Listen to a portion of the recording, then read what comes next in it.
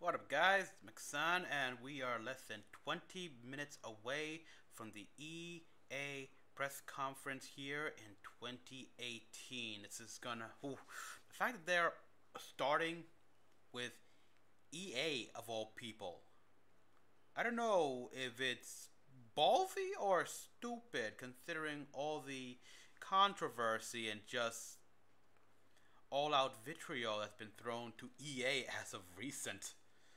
Oh boy, but yeah, they've been in the spotlight to the point where at one point they practically overtook, for a while at least, the whole net neutrality issue with their whole loot box scandal. Which, by the way, people, if you would think that EA would go out and start by, say, essentially apologizing for the loot box controversy, similar to what Sony did a few years ago when the PlayStation Network got hacked. Oh, that's so doubtful. I mean, these guys, they're adamant here. First, oh boy. Okay, yeah, Samori Warfare, welcome to the stream. Anyhow, like I was saying, these guys are adamant about loot boxes to the point. Hell yeah! Anyhow, like I was saying, yeah, EA has shown that they are quite stupidly adamant about the loot boxes to the point where we got countries already like the Belgium and the Netherlands essentially banning loot boxes, calling them illegal, and EA is still pushing that. Oh boy, so that's what are they gonna do? That's a question.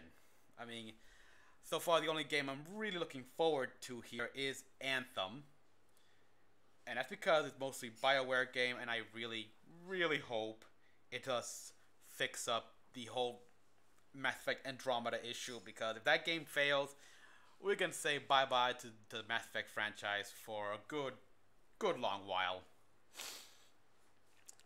Okay, and if that, speaking of sci-fi games, we know that they have to be working on a new Star Wars game.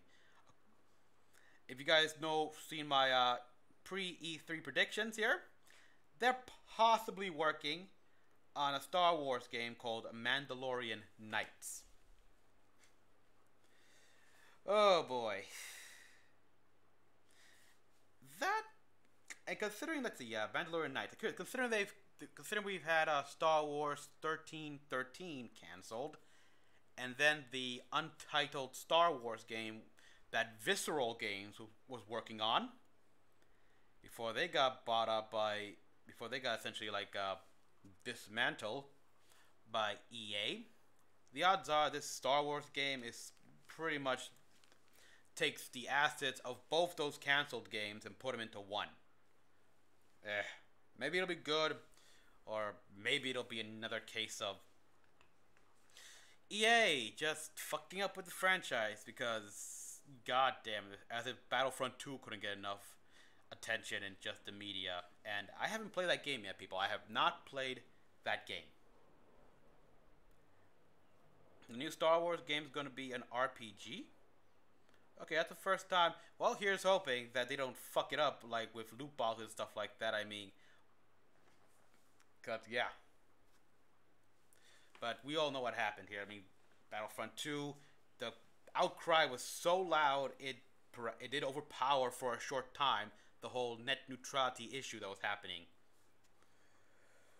So I'm not that hopeful here. They have not, and of course there've been delays, a few delays here and there. The games that came out were just the less the better.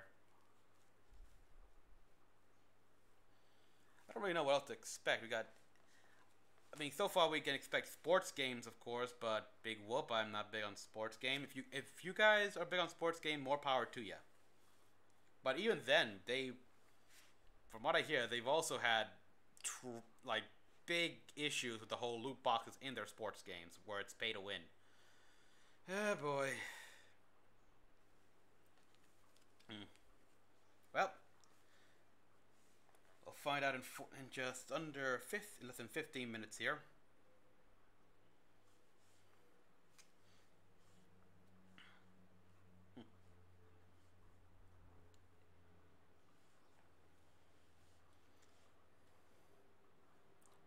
Can't wait for Anthem at E3.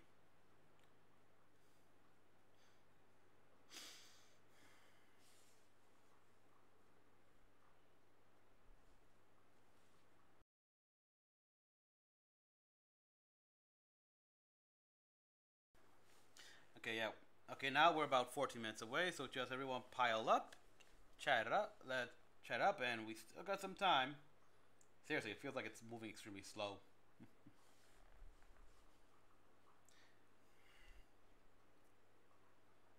But needless to say, I am not all that excited for the EA press conference. It's like, you know how all the conference start with people like always clapping?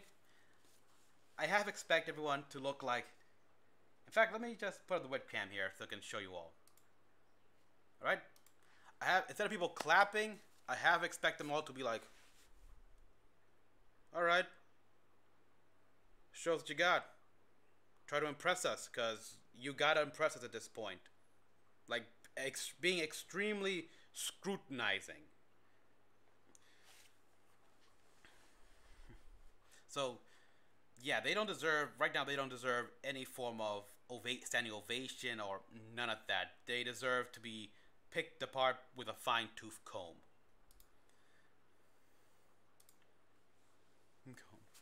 Okay, how was my day, Carnage? Yeah, no, good. I woke up at like around 9 o'clock, and played a bit more Assassin's Creed Origins in my free time. I'm actually streaming that a Let's Play of that on Twitch, which will be which will be posted to YouTube in a few weeks, maybe more. Other than that, I'm fine.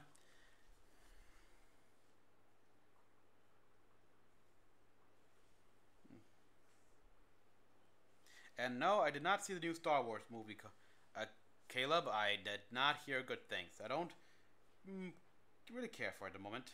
Let's see here.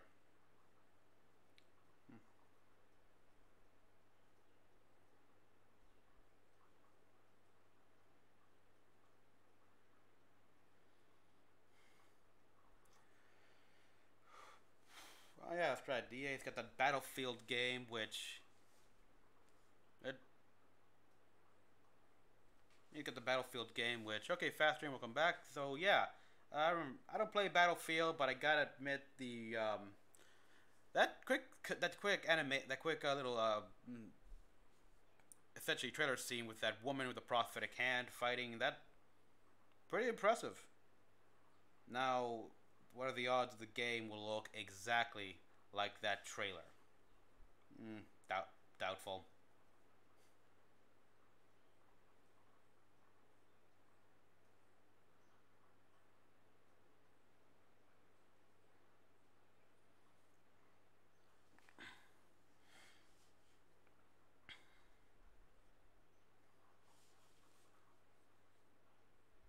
Okay, guys, got 11 minutes to go.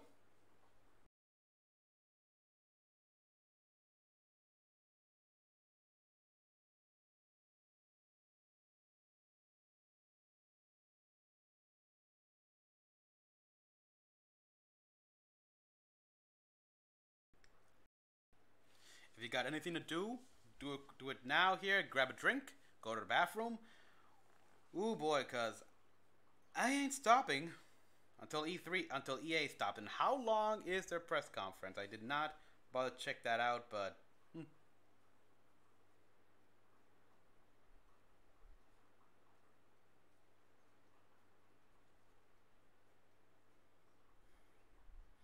okay. I'm looking at some of the rumors right now.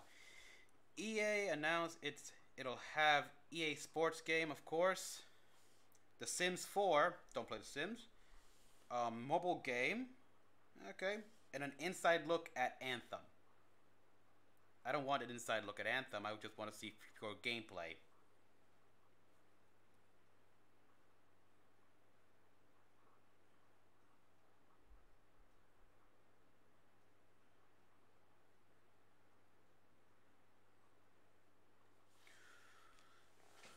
Okay, so I'm just gonna get some stuff and be right back. You guys get a drink if you can.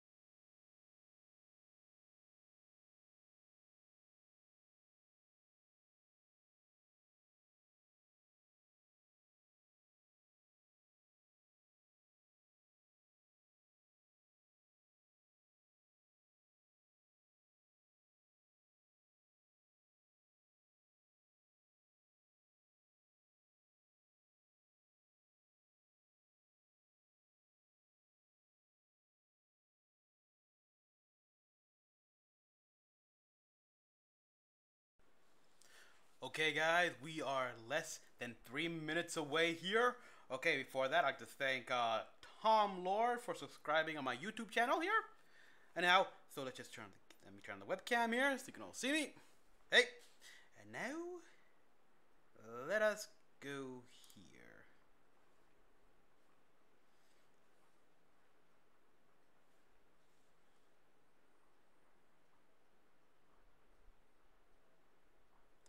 All right.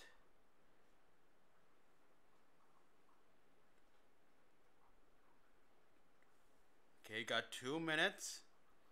Okay, I assume by the 1 minute or 1.5 minute, this screen will go blank as we start to go into the conference hall and just. Oh yes, yes. I hope they bet no they bet if the Mass Effect franchise and BioWare in general hopes to survive EA, it can't be like Andromeda. Granted, I played Andromeda during the .08 patch it had, so I didn't have much of the problem people faced. But even with that patch, I could still have glitches as I played that game.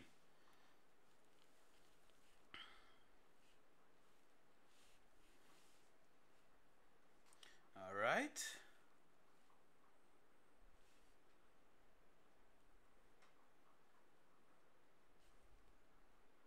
Hmm. Oh, cool. That's okay. 1 minute to go, and we're waiting for Electronic Arts.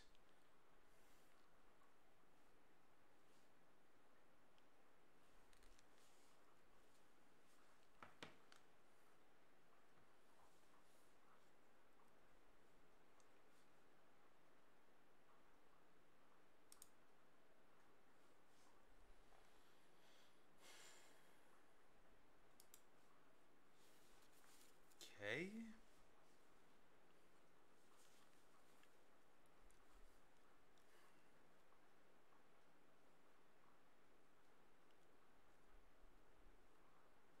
Mm. I'm looking at the clock here on my phone here. 1 o'clock. It's 1 o'clock now. So come on. Where is it?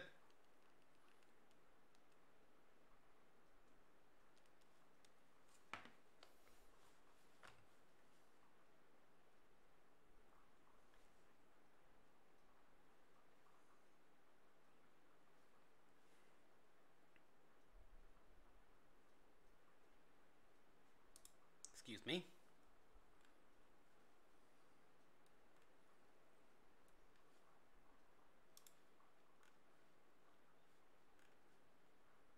Refresh the page.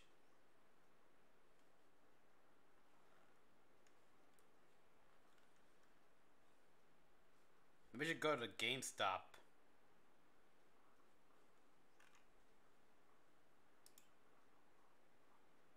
Any day now, guys.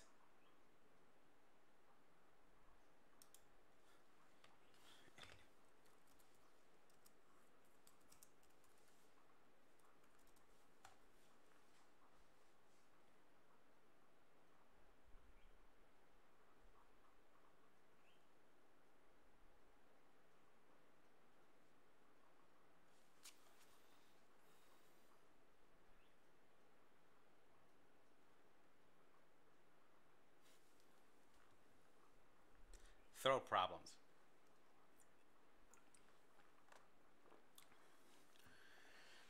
Excuse me.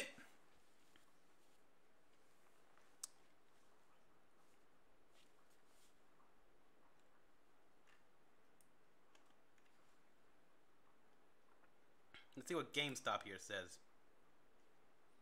Nope, it's a different thing entirely. Oh yeah, they didn't put the desktop audio on. I am so sorry.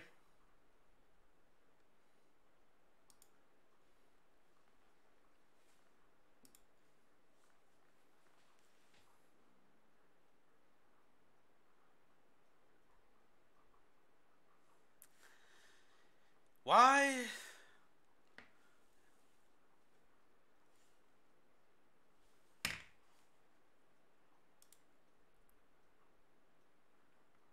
Are you kidding me?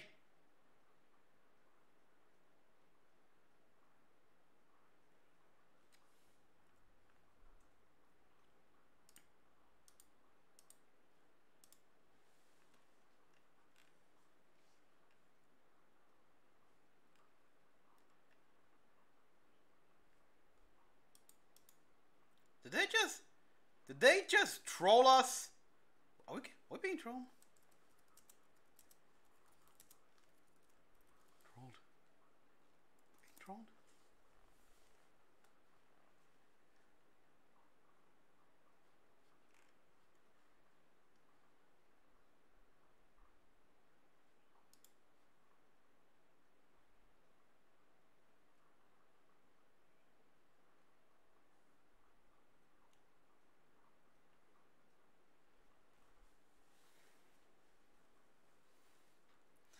We're being trolled, aren't we?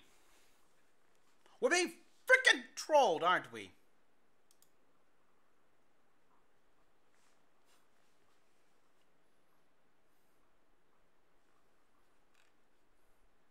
Let me see what the GameStop guy has to say about this. Like Smash Bros. Smash. Metroid Prime 4. Wow. Yeah, Metroid Prime. We'll get back to Smash. We know what Smash is. We know what Smash is so much. Metroid Prime 4 is the big question. Yeah. Who the hell is making it? Will it Do you know actually what star is Samus? because There's a trailers huge number of rumors pointing to this new character Silex you know, being heavily involved. And what they're better way talking about Metroid Prime 4, it's good, cool and all, but this is about EA. Like, this should be about EA. So what?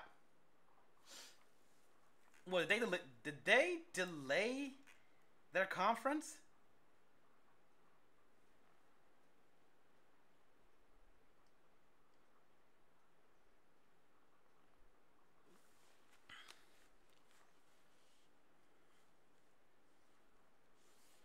Let me look this up here.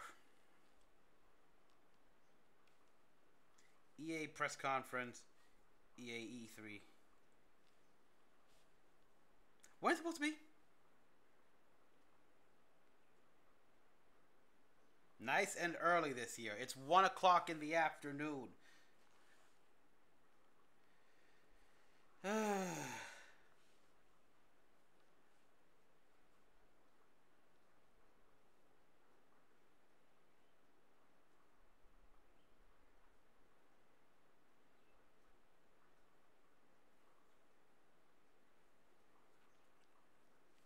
Okay, it says it begins 11 a.m.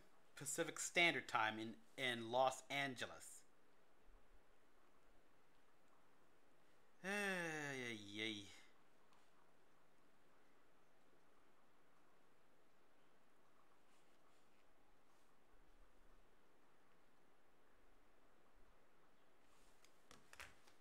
Yep. Apparently they switched it from 1 o'clock to 2 o'clock. Wow, great.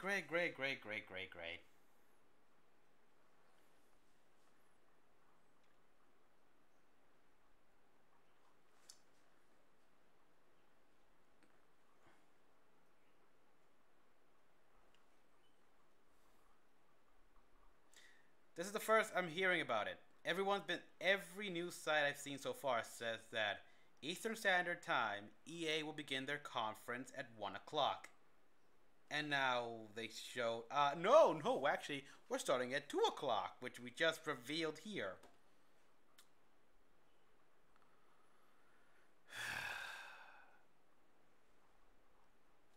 What?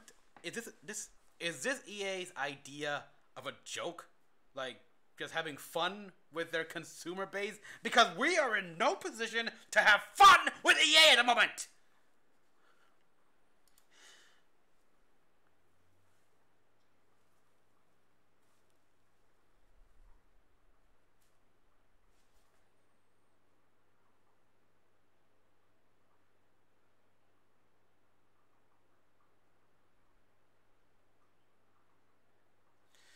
Okay, guys, so we got an hour to wait, so I'm just gonna let this stream keep on running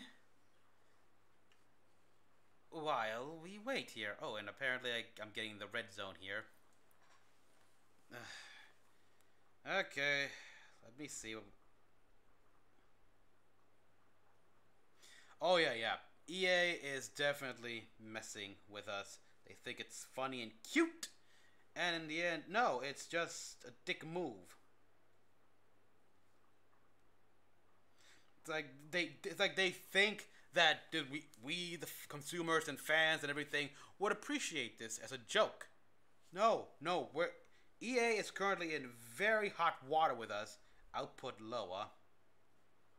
Yep, video output bad. Whatever.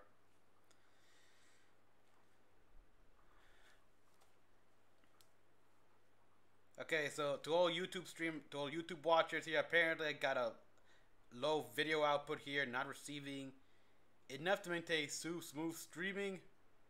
You'll experience buffering. Yeah, well, I'm gonna turn off the camera here.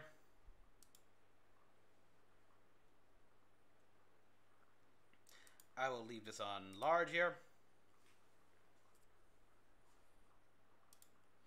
And I'll turn off the mic. Hopefully that will make it so video output normalizes. No! No, it's not. Not at all.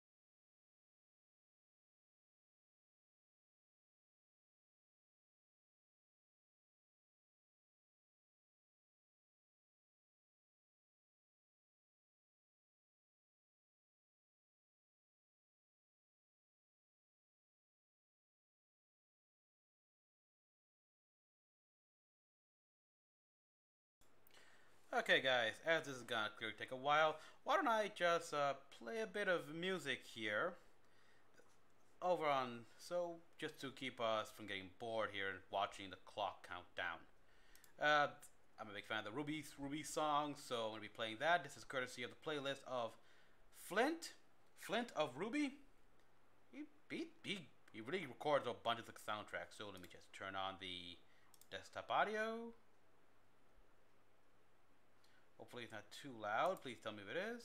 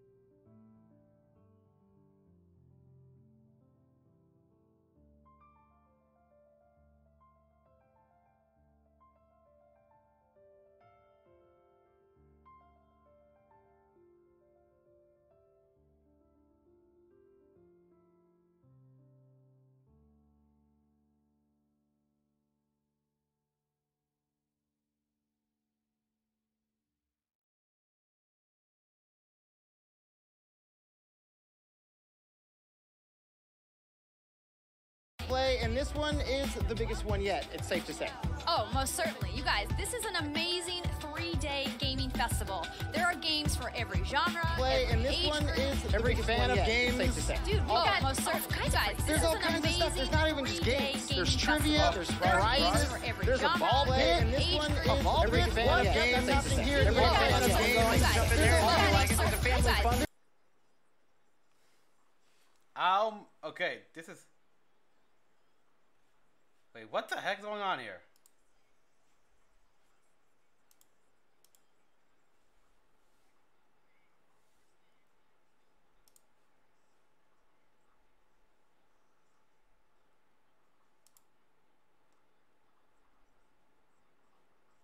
The biggest EA play. There's so many games a lot of people are excited to hear about. There's not only just the games, as I mentioned, there's 100 hours of streaming going on from a lounge somewhere that I haven't been invited to. Jose, I gotta interrupt you. Do you hear this amazing echo that's happening since we're on that giant screen back there? I love the sound of my voice. That was it.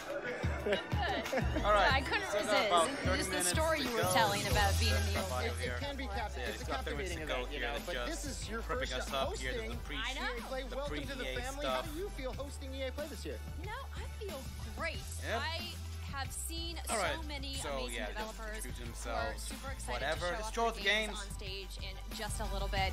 You sometimes forget just how international a company EA is, because I've been telling them all break a leg, and really? they're all giving me these looks like, wait, what? And I'm like, oh no, it's a theater thing, maybe. Oh, sorry, don't actually, you know what I'm saying? It's not just the developers that are international. It's fans that literally come from all over the world to check out the games that they're showing here. Maybe you get a chance to play some of the games that they've been waiting to play. It's a theater thing, maybe. I'm so glad you brought that up. I don't actually fans right here, and I'm going to talk about it. I'm going to send you inside I'm going to literally come all over the world check in with you in a to little check out bit. the games that they're showing here. So, maybe like you I get a chance to mentioned, play we've some of got the games that they've been waiting to play. lined up here in Hollywood, sweating outside in the sun, and we're going to talk to a couple of them. First up.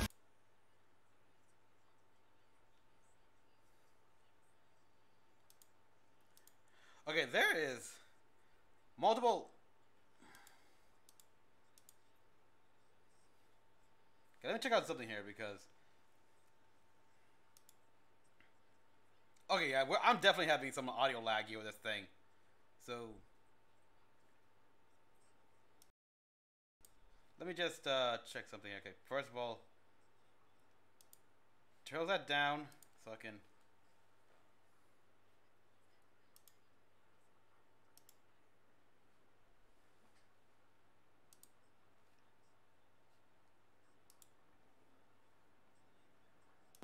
I know it's going to be an exciting year for Madden 19. I can't wait. Then.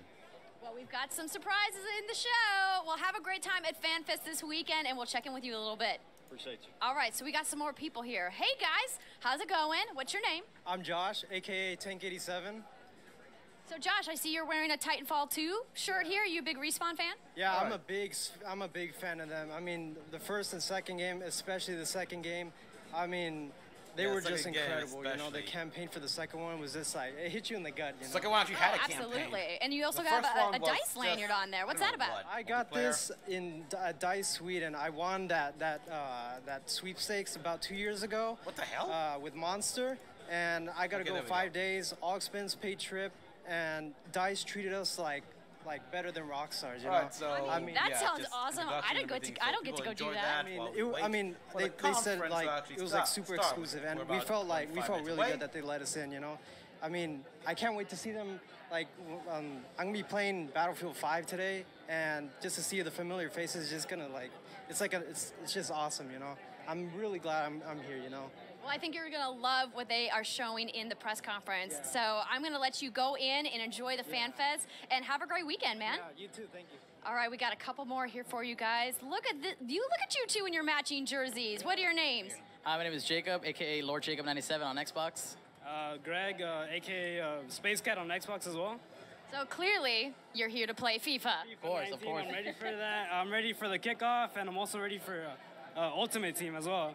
Yeah, what do you guys think about the cover star? Oh, it had to be Ronaldo. I was happy about that. I'm excited that they're going to do that Ronaldo for another year. That's great. Back-to-back years. Is the best player in the world. It had to be him.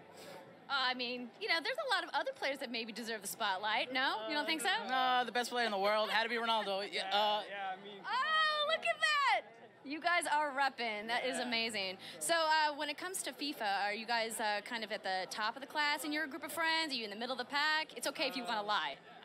I would consider myself at the top of my friends. I mostly play Ultimate Team, so I'm not at the top division. I'm on Division 4. I'm making my way up the top, you know, but at least compared to him, I might be a little better than him. Oh?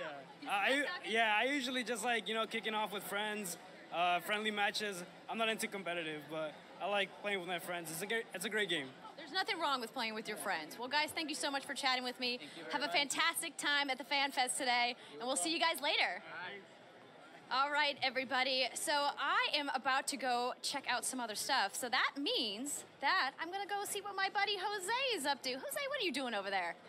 That's right. I am here in the Madden Mobile area, and now we're going to find out exactly what's taking Madden Mobile this year into overdrive.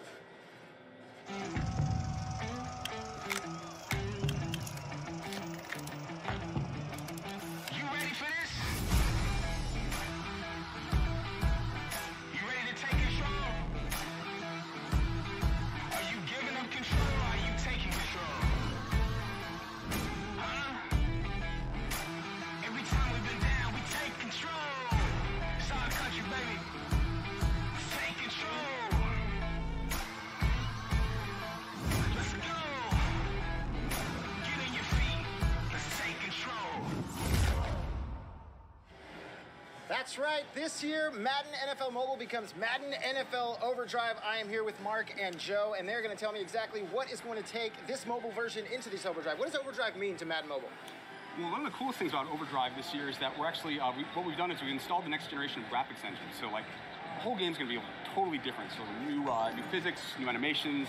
You're going to get unique faces for the first time. Really, the game, when we talk about Madden on your phone, is going to feel like an entirely different experience that nobody's ever kind of encountered before. It's going to be awesome. And that's the first thing you notice when you look at the game. It's definitely catching up to those console-style graphics. How are you guys taking the power of tablets and mobile devices and putting these graphics on it? Because it's not what we've seen in the past.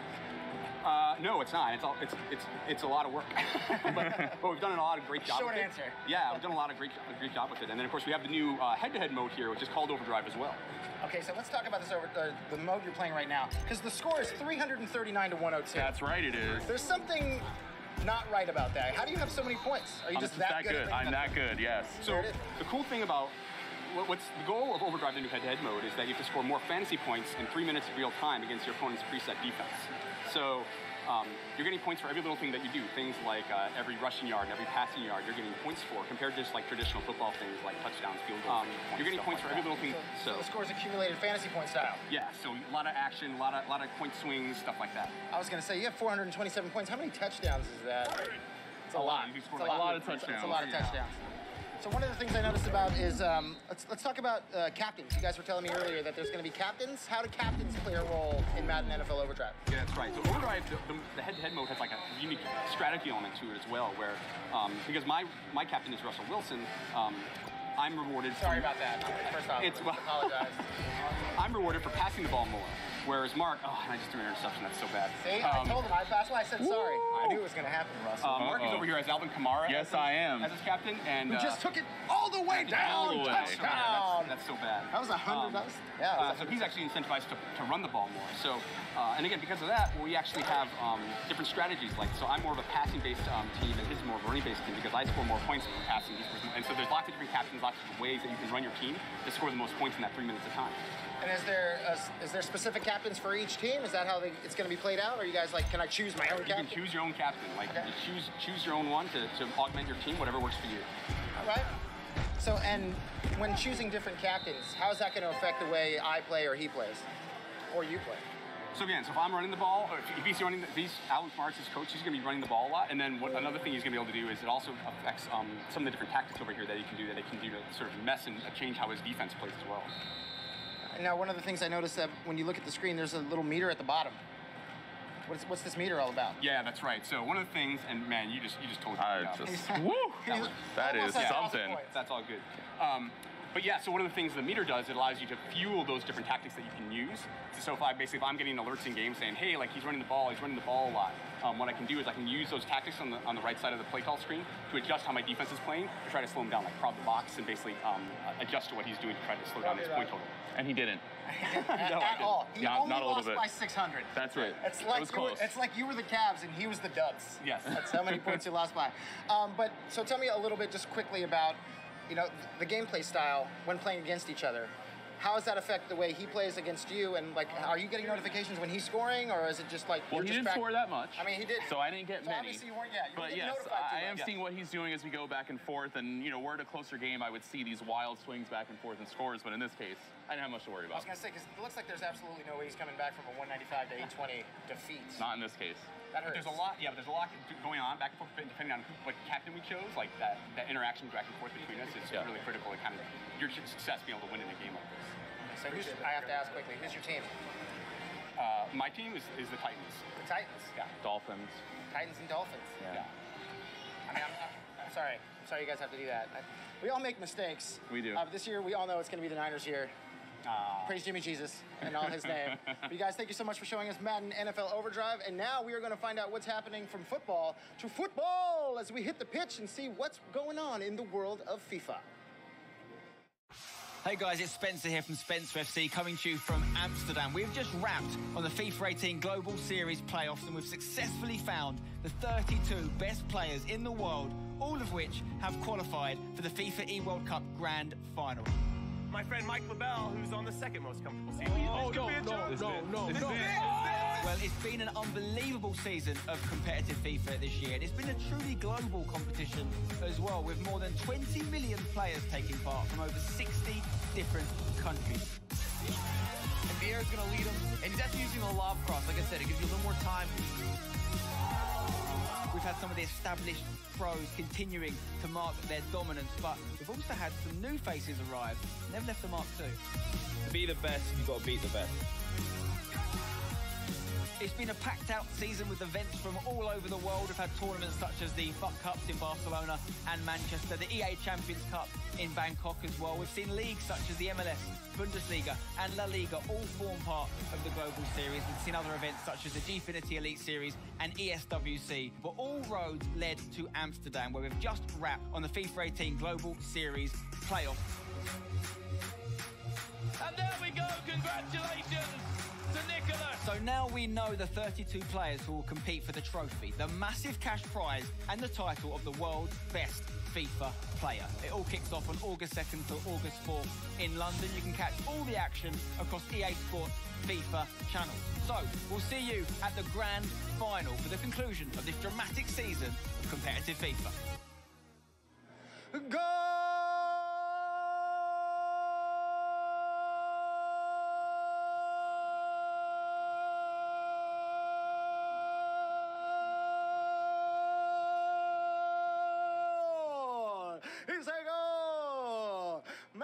When I get to talk about FIFA.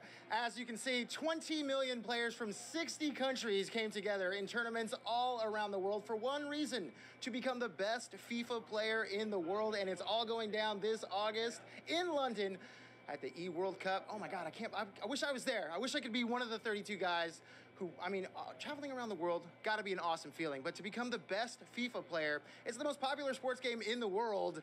And now you can be the best player in the world. That opportunity could be yours if the price is right. No, I'm just kidding. If you're really good at FIFA, because 32 players from around the world, again, coming together in London for that E-World Cup to be the best player in the world, to be crowned best player in the world. Unfortunately, it's not going to be me, but I do know the best host in the world happens to be Andrea Renee. So let's find out what she's doing. Andrea. Oh, thanks so much, Jose. That's very kind of you. And you may have a shot at FIFA someday. You just got to practice a little bit more, buddy.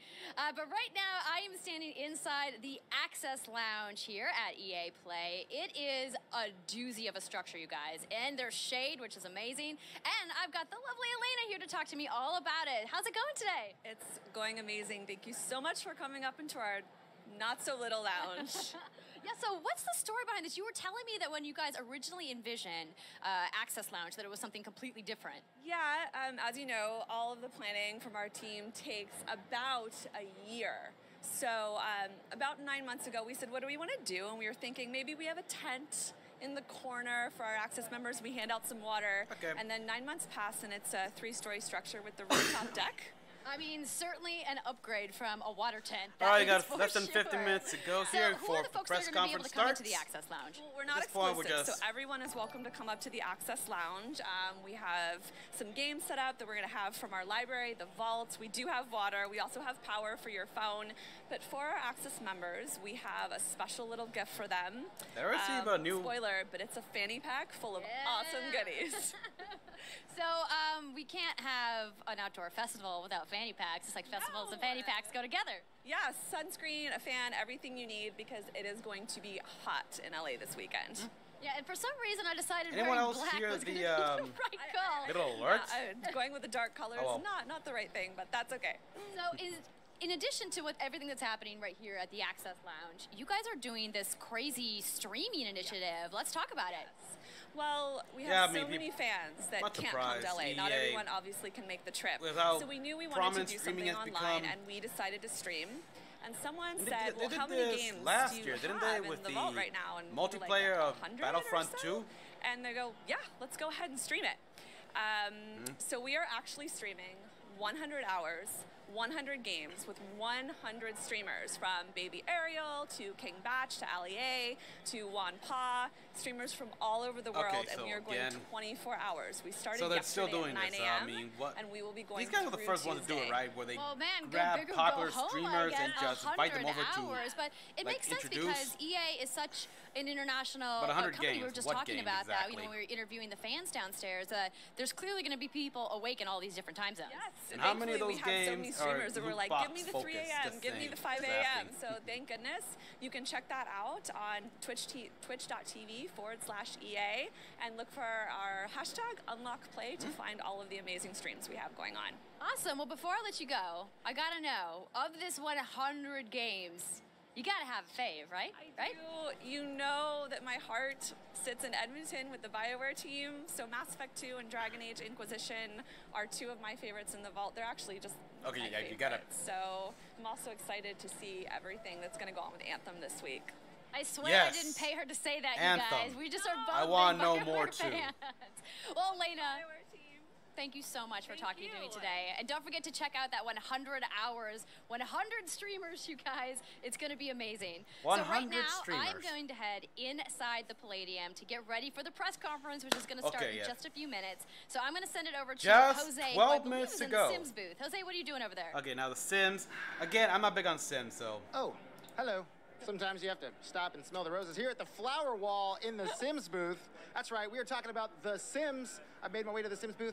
And what do we have Why do they have a flower wall? A couple of game changers. Deli and James, how are you? Nice to meet you. Nice to meet you guys. So tell us a little bit about who you are and what makes you so prolific in the world of the Sims. I'm Deligracy, and I'm a YouTuber and streamer, and I make Sims videos mostly. I'm James Senna. I run a channel called The Sims Supply, and the number of streamers I know is very limited, and pretty much focused on the games I've already new expansion played. Is coming. Seasons. Oh, I'm so excited. Why are you excited about Seasons? What's going to get other Sims fans excited about the Seasons? Because you have rain and snow, and it's just going to seem so much more real. So I'm pumped for the rain, I think, mostly. I'm really excited for winter because it absolutely really looks so beautiful. basically, if I have a sim running around in his underwear while in the middle of winter, coming, he could you know die what of happens, frostbite. Right? It's going down in the world of the Sims. Oh yeah, that's of course. So tell me a little bit about the aspect of adding something like we all, what does that everyone thinking of that, okay? I'm pretty sure they'll try that as well. Like, it'll be the coldest winter, then they'll just get their guy it's a life come out simulation game, so in the middle of the night, and having weather in the game just makes it feel so much more exciting and real, and get sick, you just get into the game so much more. So yeah. I mean, one of the big aspects as well is adding in a lot of holidays now as well, and customizable holidays. So you theme them around the seasons itself. So you have the winter holidays and summer ones. You have a lot of different parties that you can now throw and experience. Can we add some overcast to today? Could you do that in the Sims to make it a little cloudier? Because it's hot as hell out here. It is hot. I wish. Season's obviously not installed yet here at EA Play, but hopefully soon. Well, funnily enough, it is on the computers here, so you can play it if you're at EA Play. but not the real life weather. It's very true. And if you're not here and getting the chance to play it, they're streaming 100 hours of EA games, and that's going to be a part of it, so people can get a little sneak peek about what you see in Seasons? Possibly Seasons. I myself am streaming tomorrow with Lil Simsy, another big simmer, and baby Ariel. And I don't know if we're going to play Seasons, but we'll be playing some Sims content, so it's going to be fun. Trying to keep all the secrets for themselves. See? That's just how it is. If you could stream Seasons, you would, right? Oh, absolutely, yeah, 100%. So what got you into The Sims? What is it about The Sims that keeps you coming back for each and every expansion? Yeah, I mean, I've been playing since the first Sims came out. I think James as well. My dad brought it home one day, and I would just play it every chance I could. It's just like a creative outlet, and it's so much fun. And again, you know, like, what is it about that world of getting to create your own world and create your own atmosphere, now getting to create your own seasons and tweak that a little bit? How does that make you feel? Like, what keeps you coming back? It's the creativity for me. Like, I've always, growing up, I love building with Legos and all that kind of stuff. So being able to create your own world and craft it, tell the stories of the Sims the way you want to, and now being able to control the weather and just adding that into all that makes it super exciting. It's just the freedom to be able to do what we want. Yeah, it's a sandbox game, so you get sick of something, you knock it down, you start again, like it never ends. So what's been your favorite expansion so far? Ooh, that's a tough one. I asked the hard question. Yeah, I think Cats and Dogs was pretty cool because you got to have pets and a new world, and that was a heap of fun. Probably Cats and Dogs or City Living, where you can live in like big apartment buildings and go to festivals. Yeah. So yeah, we everyone. get to work so far because able Besides to run retail EA, stores, what so are the can games become you're an looking entrepreneur, forward to? Anthem, sell of whatever you course, want from the but catalog. I want Kingdom Hearts 3. I want to know about Left Alive, the Square Enix game, which is I like the job part of it. has the character designers from Metal Gear Solid 5 or 4, Sims just lying around. Well, now they get to lie around, either way, and hopefully in the and sun, it's set in maybe the a front little mission rain. universe. Maybe like lying around in the snow. Yeah. June 22nd. Snow Angels. Oh, you can make Snow Angels. See, that's what I'm in for. How exciting is that? So June 22nd, you're going to get your chance to make Snow Angels when the Sim Seasons expansion hits everywhere. Thank you guys so much. Thank you.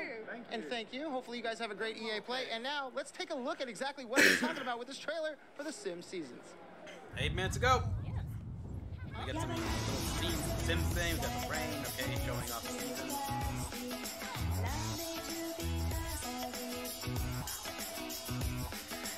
God. Okay, just watching them do this with the snow makes me wish we had that here.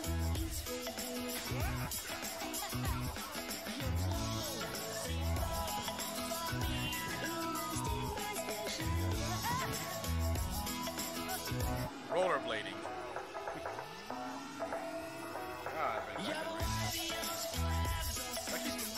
No, it doesn't. Nope, because I never rollerblade. I've ice skated, but that's about it.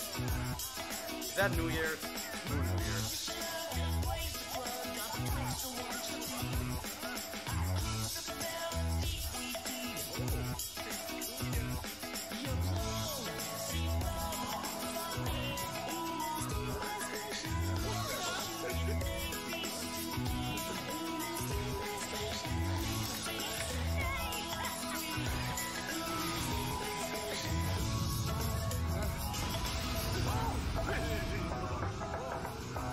Dead? No, he became Static Shock. All that and more coming June 22nd to The Sims. But now, say you're interested in perhaps working in the games industry. Yeah, to us it looks it looks bad, fast train, but to people who are the Sims fans, I'm sure it looks incredible. That's why I found Shannon here to explain a little bit about how I could get a job in the games industry. First off, Shannon, how are you going to help me get a job in this industry that I love so much?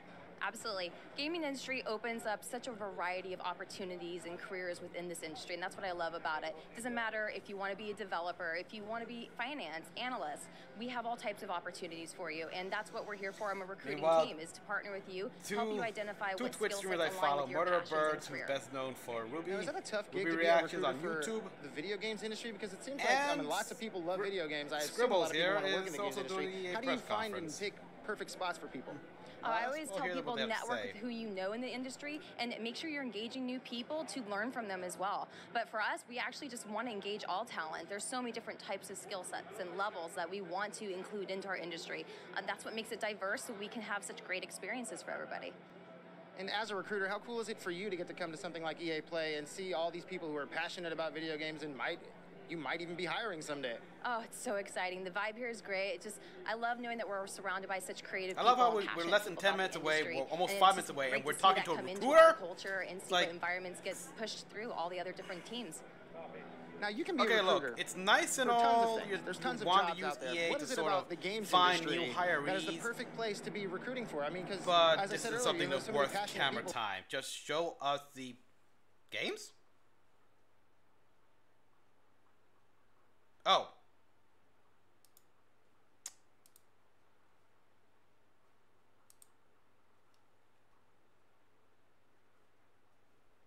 I don't know. Okay, I'm having some audio issue right now, people. Let me just, damn, what the hell happened here?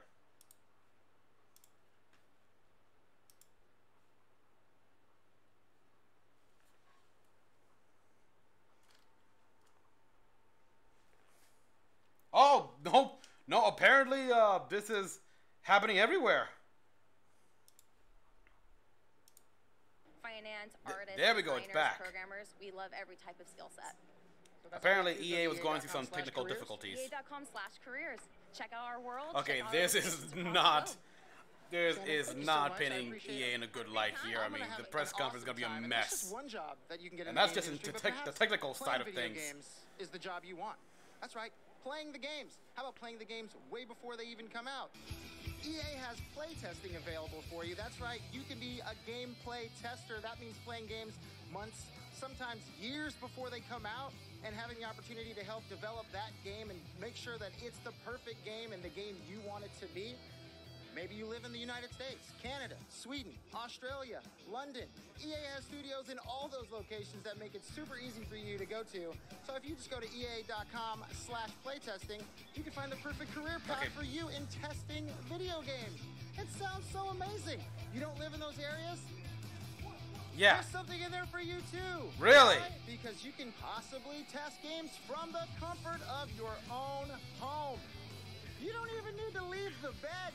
You could just be hanging out in your gym. Okay, does the service reach here to Puerto Rico? I don't think so, because nothing ever does. Video games are made.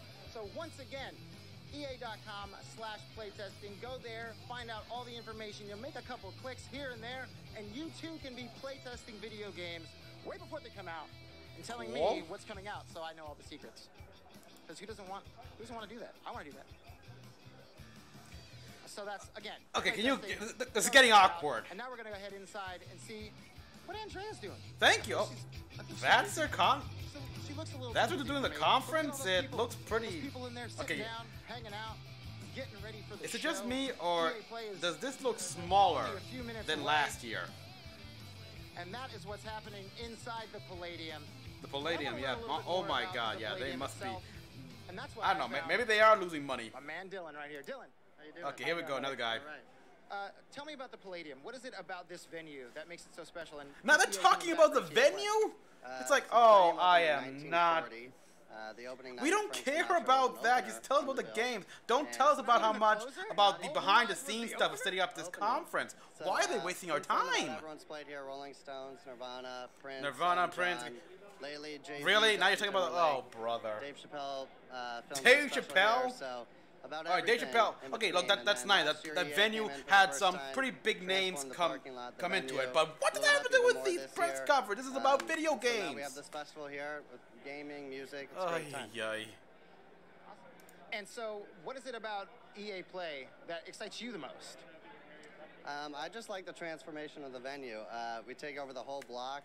Close down streets. We don't care what the people that come through. Okay, my expectations for EA's press conference here was low.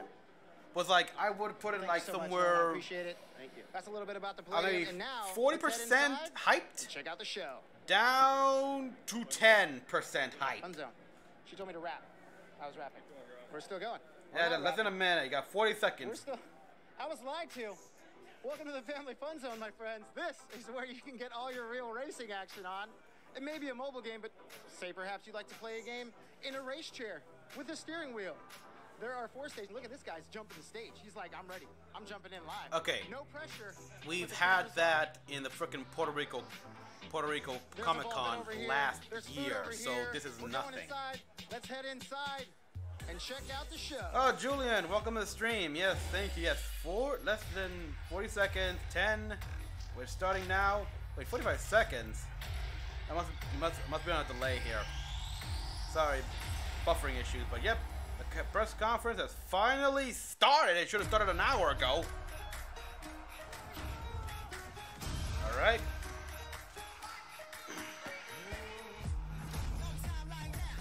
Show me what you got, EA.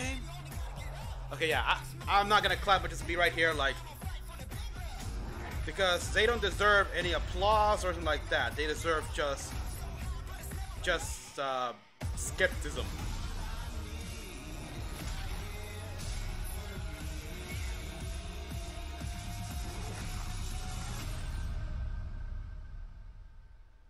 Or maybe just, yeah, think bad timing on YouTube's part. Wow, what the hell? Anthem, okay, starting up with Anthem. What's the 3D here? That's pretty cool, actually. Okay, should I have had like a VR support or something like that? That was what the. So that was Anthem. We're Yeah. going to talk about that a little bit later in the show. But welcome everybody to EA Play. I'm Andrea Renee, and while you might recognize me, from Expectation went up from 10% to just about 25% with that little stunt. I'm both a gamer and a fan. So they invited me to come and host the show, and I think this year is going to be a lot of fun, you guys. I hope you're ready, because we're about to kick the press conference off. But before we do that, EA Play is more than just the show you're about to watch. Right behind these doors, there is a fan fest outside, and it is huge this year. This is a gimmick to try to do, like just having fans and whatever streamers to host these press conferences. Here, there are hundreds of community members from all over the world who are going to be capturing, streaming, and getting their first impressions of the games that we're going to be showing off here today. But before we can get to that, we've got some reveals, of course. We're going to kick things off with a look at Battlefield 5 multiplayer. Now, I know Trevor Noah gave you the first look. Okay, people, if you guys been following me for a while, you know that I'm not a big fan of the Battlefield or just the World War. The human versus human thing. Do they have some big with some news, exceptions you here and guys. there. Any World Cup fans? You guys excited? But I gotta admit, recently with Battlefield 1 and this is actually kind of interesting. And then I'm gonna come back towards the end of the show with some of my favorite developers to give you guys a nice, meaty look at Anthem. And of That's course, what I want, a meaty look at Anthem. I'm into it. Now you're speaking my language. Do this with me? Well, wouldn't it be fun, you guys, if I told you all the secrets at once, right? Well, excuse me. Give him a break. He needs to just enjoy the show. Okay, enough with the jokes. Move on. So without further ado, let's get things started. She's cute. She's kind of cute, but not that cute. Okay, yeah. Battlefield 5.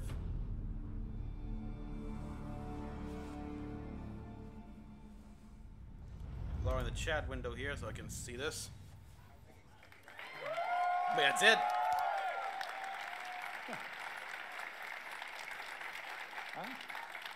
Right, it's time to kick this thing off. It's been 2 weeks since the reveal of Battlefield 5. And you know what? It's been exciting, there's been a lot of speculation, and so many brilliant remixes of a reveal trailer. But there's also been lots and lots of questions from the community. And we've heard you want to see more gameplay innovations. You want to know how customization actually works. And we want to know more about our take on the Second World War. On customizations, we want to know that we'll show you more if gameplay, they do not it's the deepest, require the most immersive play to obtain. It certainly is. You will be able to dive and smash through windows to surprise your enemies.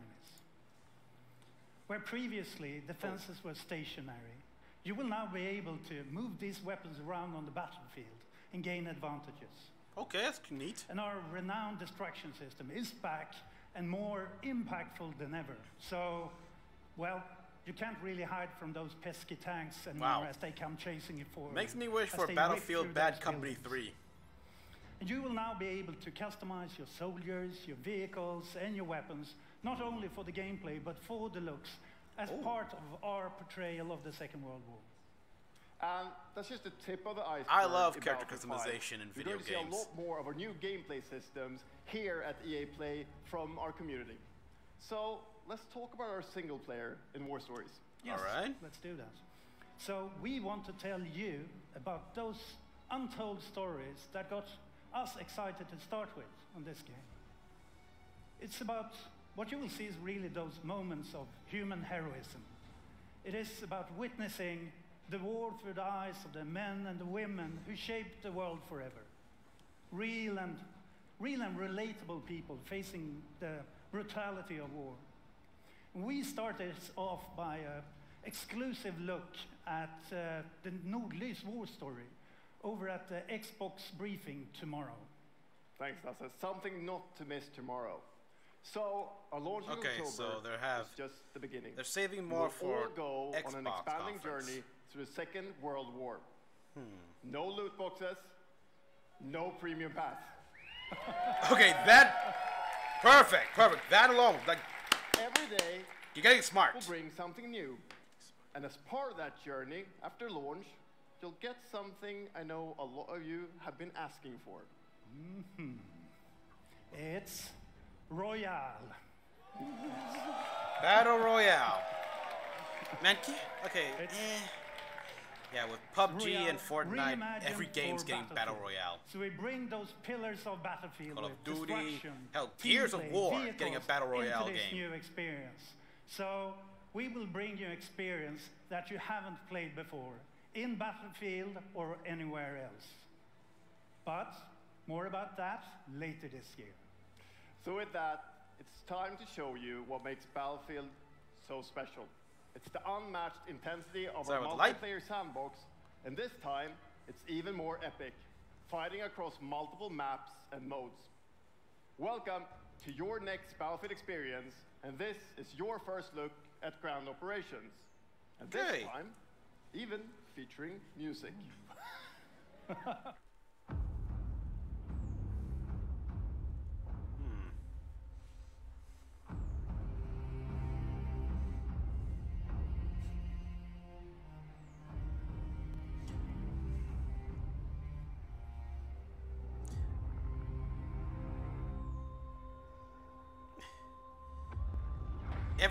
Every year these games are looking more and more cinematic. I'm surprised they haven't talked to Steven Spielberg about making a World War II movie set in like this in the Battlefield universe almost. All right, we got.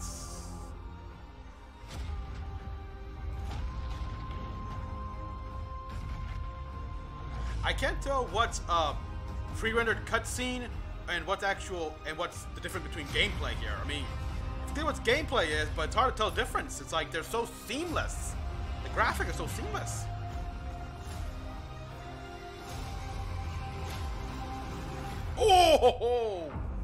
Oh, that's a bad way to go.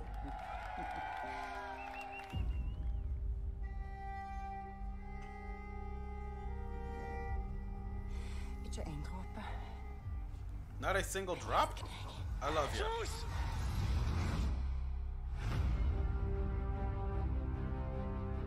Nordell's war story.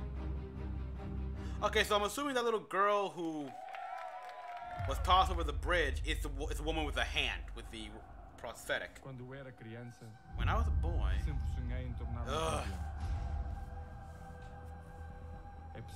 So, what do you guys think about that Battlefield 5 trailer?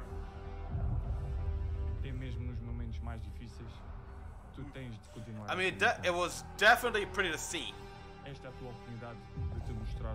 I hate Battle Royale. Well, yeah, same here, Fastran. I'm not a big fan of Battle Royale.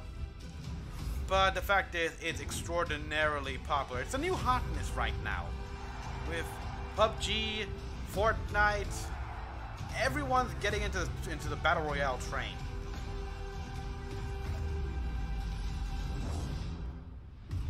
Federico, welcome to the stream. Hey, I feel you, man. I'm Federico. I'm almost at your level here, but not yet. Especially with how they started with Anthem. Gives me a tiny drop of hope. And so far, well, I'd say my expectations here are at 30%. FIFA, of course, changed nothing because I ain't no sports guy.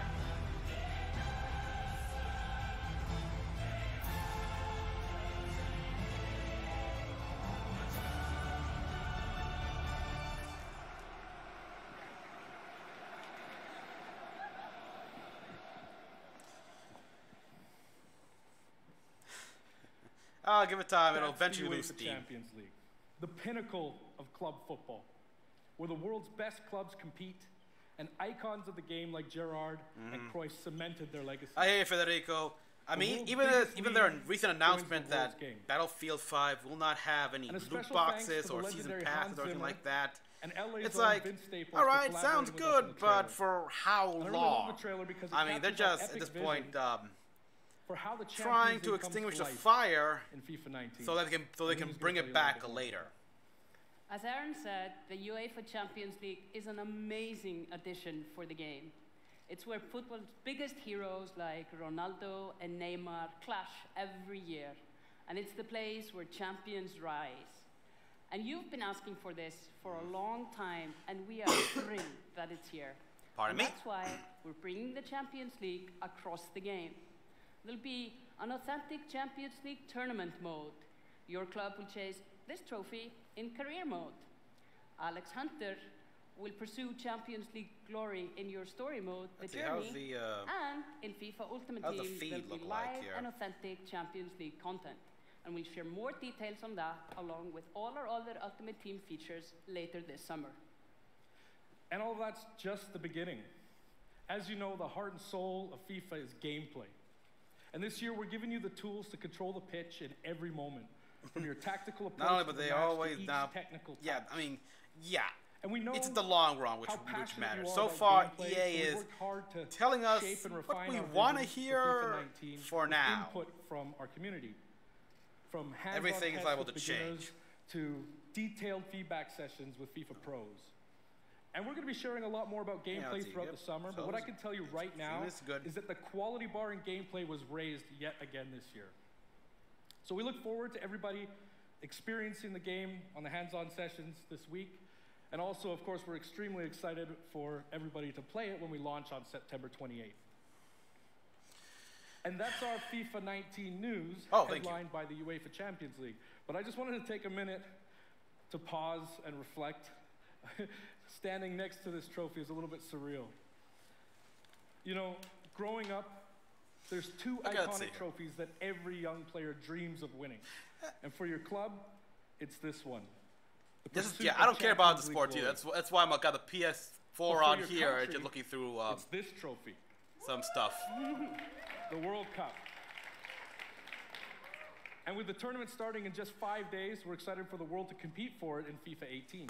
We don't care. As you can imagine, all of us on the FIFA team can't wait. Now they're promoting a real live sports competition. FIFA 18 players, which is why we've just updated the game with a free World Cup experience on PlayStation 4, yeah, Xbox I mean, One, hey, PS, Federico, I love. And Nintendo I mean, I'm currently on a little bit of a Star Ocean and Xenosaga binge on Twitch here. You can write your own story with some great. I gotta play the latest Star Ocean game, and I heard they're making a Xenosaga remaster.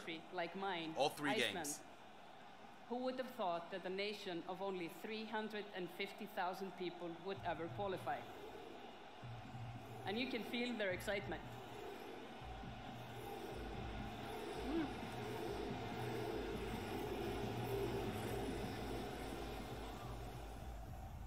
Apologies to any England fans in the room, that might still sting.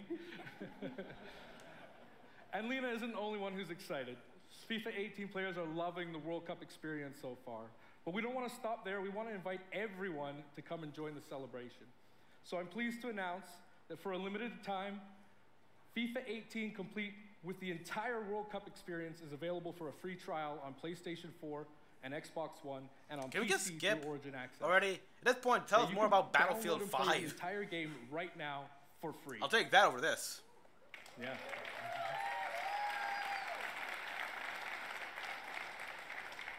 So to kick off the trial, we've got some of the world's biggest creators who are going to be playing live at the end of the show, representing their nations in a little mini World Cup tournament.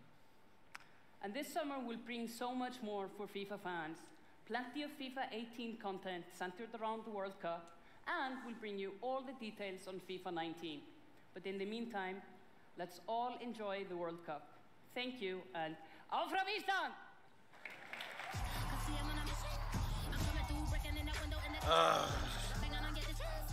Okay, so far this is probably the longest subject they've talked about. It is the big day, on the biggest stage, at the World Cup.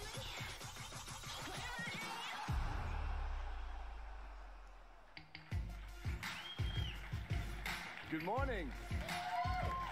EA Sports, FIFA 19. You know, the FIFA community never rests. 20 million people from 60 countries playing in competitive leagues this year. Well, the FIFA team never rests either, bringing the Champions League and the World Cup and so much other greatness to FIFA this year. We can't wait. How many people actually continuously play FIFA? We've got so much to do here today, well, but I want to welcome you 1 year, to EA Play. It's our third EA Play and our second one in Hollywood, and we couldn't be more excited to have you with us to share all the games that we have to show you. We've got lots to do, but before we move on, I'd like to share just a couple of things. The greatest disruption to the consumption of entertainment media in the last 5 years is the combination of streaming plus subscription. As consumers, watching movies, watching TV... I like how he said as consumers, but like also addressing him, like saying he himself is a consumer. And we believe that disruption is going to have a profound impact on our industry in the next few years. And so especially as more and more countries start banning loot boxes. A new team from Israel has joined Electronic Arts to help our investment to extend our thinking and extend our pioneering into this cloud gaming world. Oh, God. For many people, that's going to mean extending the experiences they already play on our partner platforms.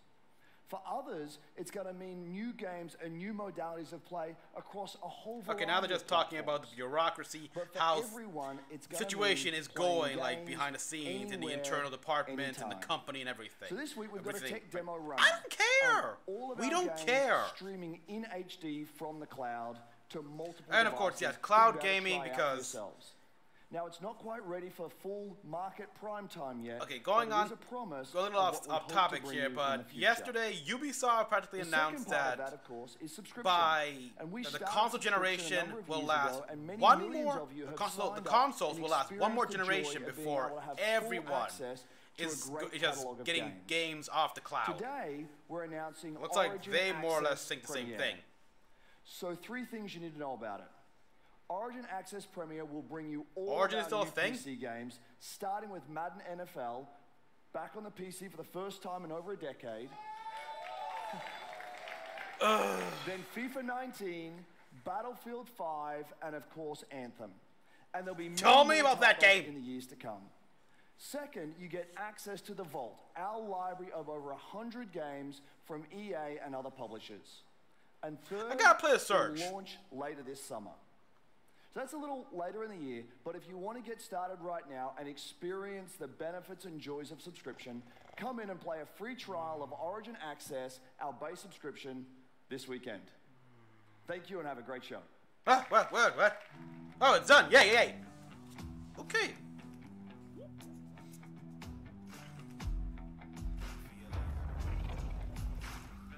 I'm big surprise I'm hearing is that Origin is still really a thing. I thought everyone has moved to Steam. Batman? Are the Arkham games EA? I don't think so.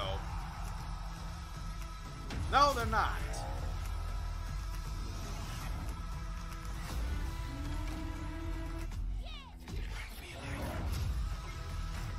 Okay, Anthem, please, I want to know more about Anthem.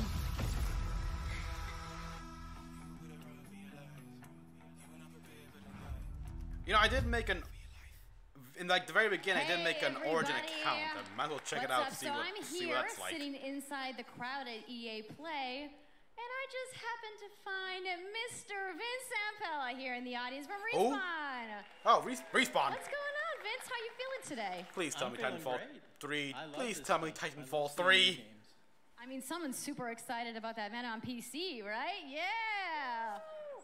So, wow. You guys may have seen that was funny actually. Like yesterday, and there has been a bunch of speculation. So, we want to just get right to it? Sure.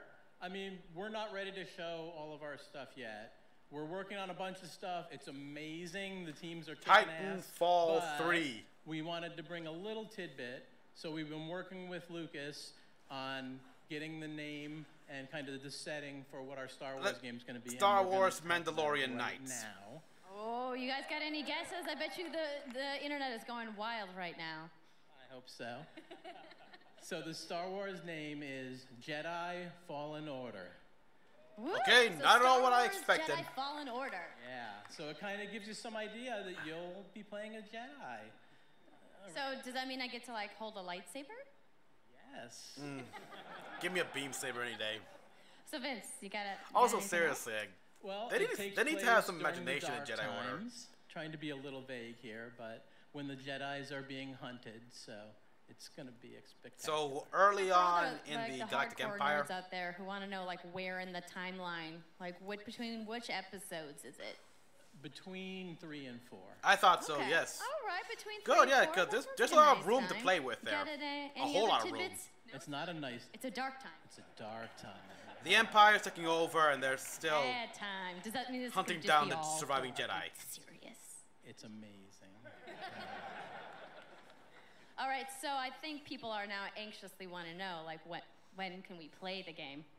It will be holiday of next year, 2019, not this year. Sorry to dash any hopes. I'm not surprised. But now that we know, we can set expectations. We're all going to be amped up, and hopefully we'll my theory is that this is basically taking the assets of Star Wars 1313 it was great to see you. And the unannounced and the unnamed Star Wars game that Visceral was working Star Wars, so I'm going to toss it over to Dennis.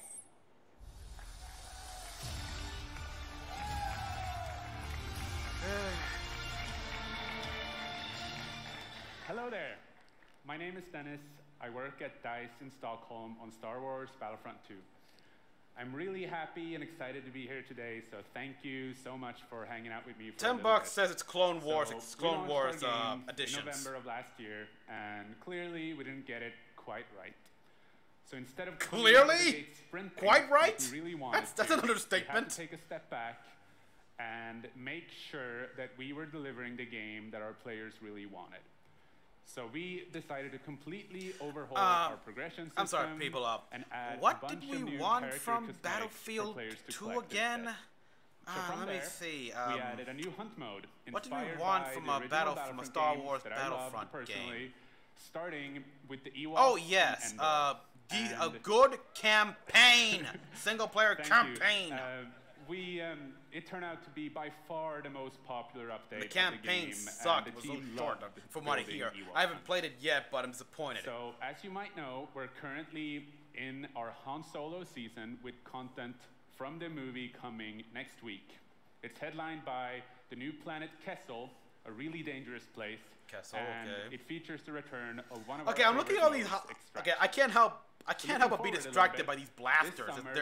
They such a high rate of fire, and the velocity is ridiculous. Which will allow you to team up much easier. This is not a Star Wars. This is not Star Wars universe. Those blasters are too accurate. The rate of fire is too high, and the velocity they fire is ridiculous. And looking ahead a little bit more, we will also be delivering a new large-scale multiplayer sandbox experience focused around capturing command posts and attacking and taking out capital ships. But that's not all. We know that you have been asking for new heroes, villains, and planets from a certain era that features a very iconic Star Wars conflict. Clone Wars. So I'm excited to confirm that Battlefront 2 this year will be going deep into the Clone Wars. Yay! Listen to the outcry for once. It's only fitting that we begin on the planet Geonosis, featuring multiple levels, including the largest level we have ever built. Yeah, in the Clone Wars, there were 2 battles on Geonosis. So let's talk about the heroes and villains. First, let me introduce the most powerful droid, the leader of the most powerful droid army in the galaxy, General Grievous. And yes, he will be going up against my own personal favorite, Jedi Master Obi-Wan Kenobi.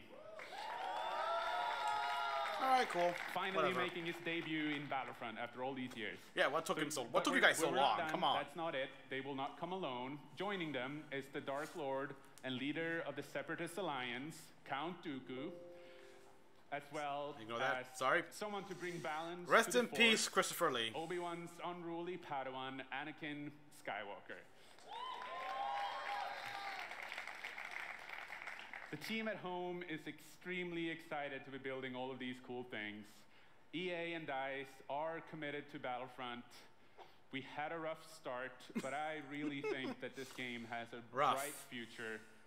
Thank you very much for playing the game, providing us with your feedback, talking to us together. Julian, you're hopeful for this? The greatest game that we can possibly build. There would be no Battlefront without you. So thank you, may the Force be with you, and enjoy the rest of E3. Thanks. Not for me.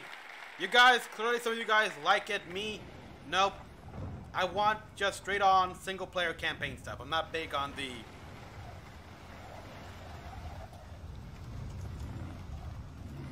Oh wow, this little guy again. I haven't seen that guy in years.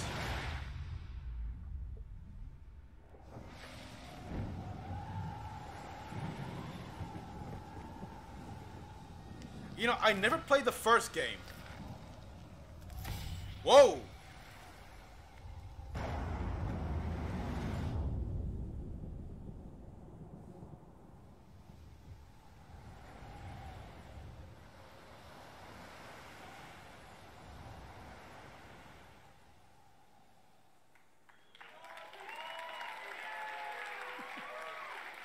That was depressingly dark, actually. Poor little guy. Hi, it's really good to see. But that actually bumps this up for me. In Unravel, we used yarn to symbolize love and the bonds between people. In our game, the red string of fate. we tear that bond up right at the start. Oh boy, yeah, you do. You lose everything, including your spark. But when things are at their darkest, you find hope. Co-op, huh? And you form a new bond. And your spark is rekindled. And it leads you off on an adventure. So welcome to Unravel 2. Well, A Way Out did well, so yeah. And the Tale of Two Brothers, was, I think, was critically acclaimed. It's a game about fresh starts. These co-ops, these two little souls who refuse to give campaign up stories and who build something new and beautiful together. Yeah, co-op campaign is becoming quite popular now. The whole game is inspired by that. It's still a small market, but it's there. And togetherness. You see, it's all made to be played with two characters. You can play it alone, or you can play it in co-op with a friend. But there's always two characters there, sharing one yarn and working together to get through this adventure. This game, it's quite different from that. It froze for me. It's both friendlier and more challenging. That is cute. All, it's a lot more playful. And we think it's a worthy successor. And I want to show it to you now. So I brought some help. So please welcome Michael to the stage. So a producer at Coldwood. And we're going to try to show you a little bit of what I'm talking about how you can play the game in co-op with yourself, essentially. Travel outside the window. Don't worry about it. Okay, so we're going to see co-op gameplay? Wait, what the? This wasn't prepared. There we are. Wow, unprofessional. So when you're playing it by yourself, you can essentially pick up the other character and carry them along through the more fast-paced segments of the game. Yeah, it's like he's combined And are those guys high? And we actually tried to include a bit more of those. We figured that since it's a co-op game, we wanted to chicken? Have the chicken. Like, you're being attacked by a chicken, run. Danger and kind of wow moments. Places that were like fun and exciting.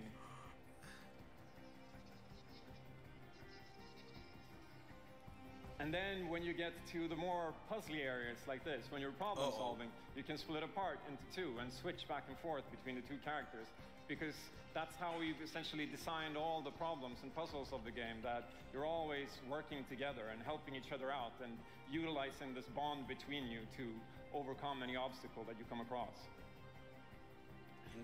And you block his line of sight, and you just, all right. So I guess I'll jump in at this. Yeah, come join me. Cool. So I'm gonna be the red one. Okay. I'll be blue. All right, now they got a little celebratory flip there. Yeah, maybe a turkey. Either way, it was poultry. And it's trying to, like, I don't know what, I'm trying to pick these guys up, pick these guys apart. I'll swing. All right. Oh, cool. And I'll catch you. There you go. Can I swing now? Okay, you go ahead. Alright, so this is a surprise. Unravel 2, this I did not expect at all. Okay, this is the scary part. Let's see if we can do it. Oh damn! Oh damn! Yeah, I would guarantee I'd screw up in that one so many times. Beat it, beat it, poultry. Oh, sweet, well done. So, yeah, I'm. Okay, I'll go up and distract the proper guys. expectations up to 50% now. Okay, your turn. Yeah, look at me. Here you are. Keep him over to the left. Now I'll go. All right. I'll pull you up. There you go.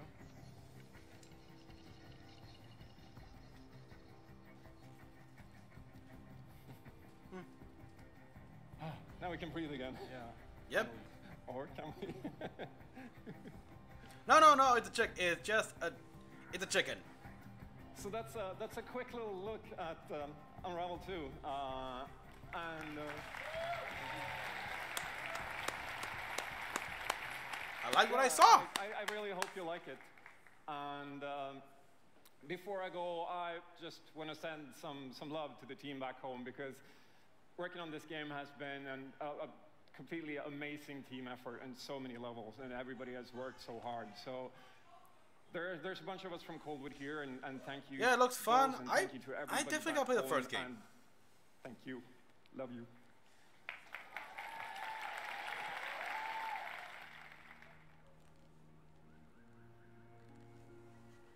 Okay, we got more on a trailer here.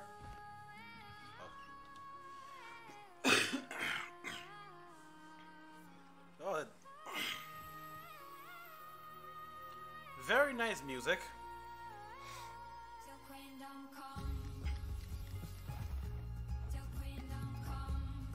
What language is this? Shades, your play on your own.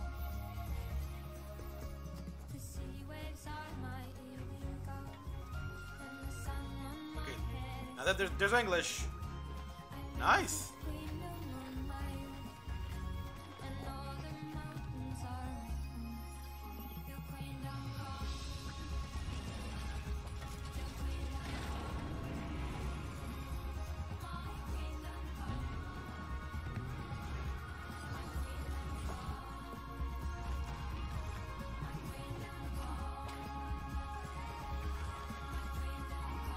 Yeah, this just looks adorable and a nice little platformer. Oh, look at that, jumping off lily pad. Riding a swan! Okay, that almost had a Disney vibe there where you ride a swan. And the brilliant team at Coldwood, the game is really strong. These guys have done an amazing job, and it's clear that they have a lot of passion, and I can't personally wait to play Unravel 2 with my kids. But what's even more amazing is that we will make Unravel 2 available to everyone today. Yep, you heard that right. You'll be able to take these two Yarnies on their next big adventure starting today. The game is finished, it's out. But let me check. I'm gonna check right now, actually. I got my PlayStation Store, the PlayStation on right now on the side here. To the team at Coldwood. Let me check. Back in 2015, we started on this journey with the original Unravel to seek out the most creative, independent developers and bring them into our EA Originals program. It's been our loading. way Please of wait. helping Yeah. these creators PlayStation bring Store their slow unique to games load to the world and to tell their stories. And last year, if you remember, Joseph Fares was up here on stage representing his team at Hazelight. A Way Out. A Way Out. And I think we all kind of remember that. And you might even remember him from the Game Awards as well. I think I did. Anyhow, in March, that game caught fire. It's innovative, it's fun, and it's something fresh and new. And you all loved it. We saw over 2 I haven't played it yet. I want to play it. And A Way Out is such a huge success that Joseph and his team are expanding and moving into a new studio. So stories like this drive our industry, and it's why we will continue to work with independent developers to help them realize their dreams. Which leads us to our next EA Originals title, from a little game studio in Berlin called Joe My Games. When I met this team and I saw the game, I was instantly drawn to how personal this story was. It's one that carries a very powerful and important message, and it's unlike anything we have ever done. So please welcome Connie Gepper to the stage from Joe My Games to tell you more about Sea of Solitude.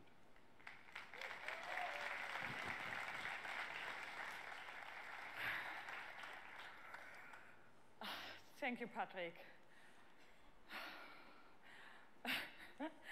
I still remember during the pitch how enthusiastic Patrick was. And Unravel 2 is not on the PlayStation Store yet. Including me, we're super excited.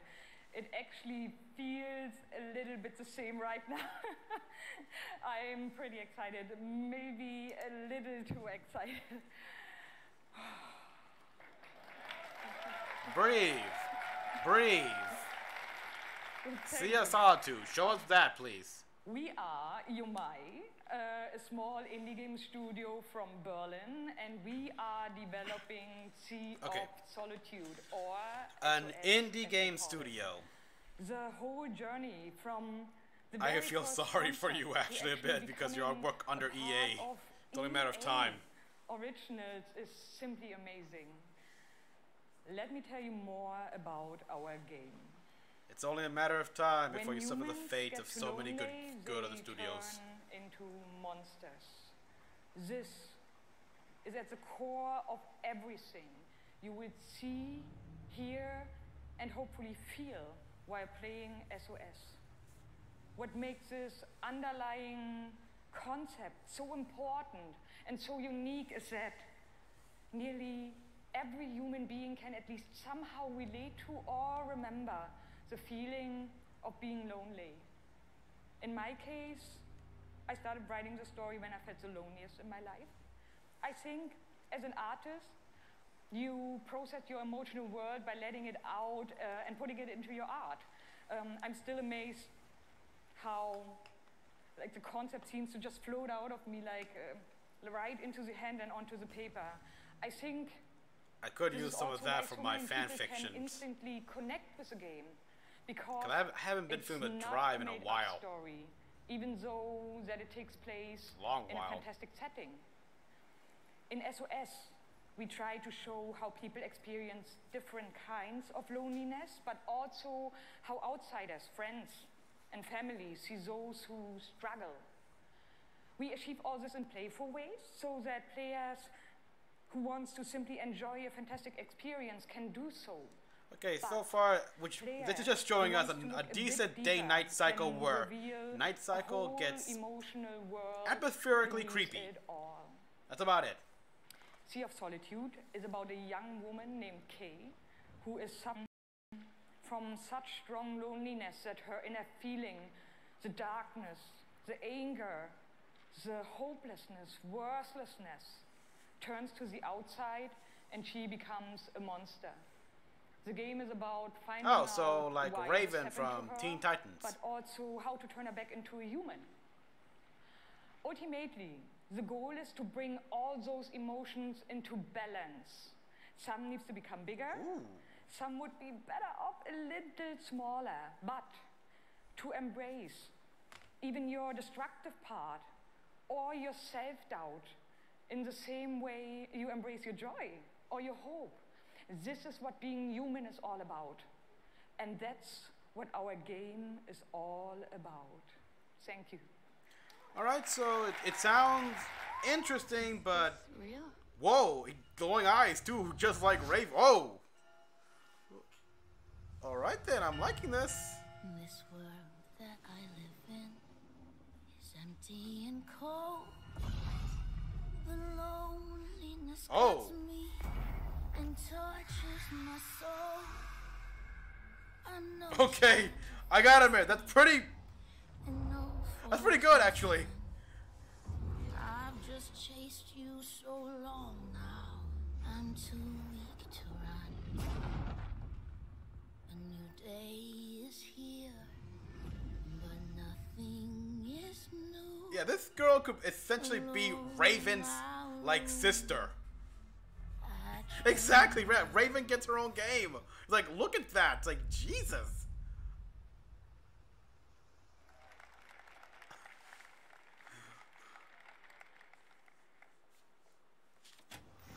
Yeah, I'm the one. Okay, bored again. The only one. We are the one. We can set you free, and we can put you on an island. Crossover. Gather. Game. Might as well check out the stream is going. Stream health. Okay, yeah. Okay, still healthy, still good. Good, no problem at all. Say it how you want. Trust the process. Alright, we had a soccer game, now we got a basketball game. Oh, they did mention a football game, but yeah, I expect them to mention the next NFL game, but just remember though, wherever you call home, whatever your fit. So, obvious conclusion, they're gonna save Anthem for the closure. I'm the one. And this is my squad.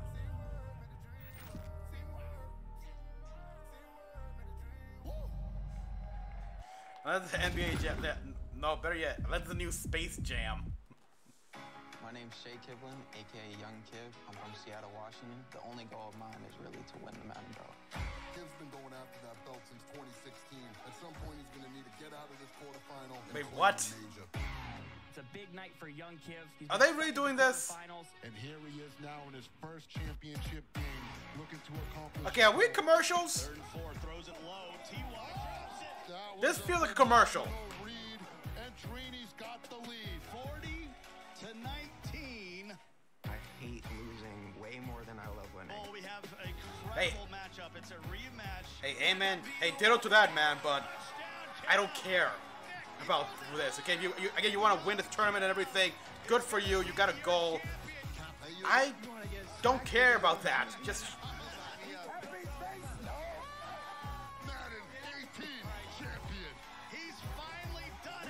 Anyone else think he looks like Zac Efron? Oh, crap.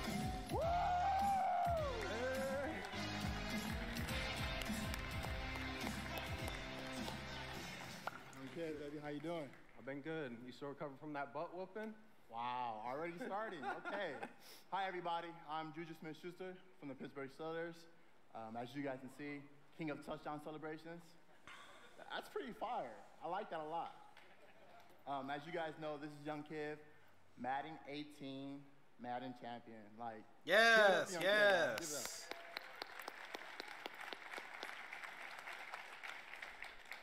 Young Kiv, how has it been? You know, your success and your path, you know, to where you're at today.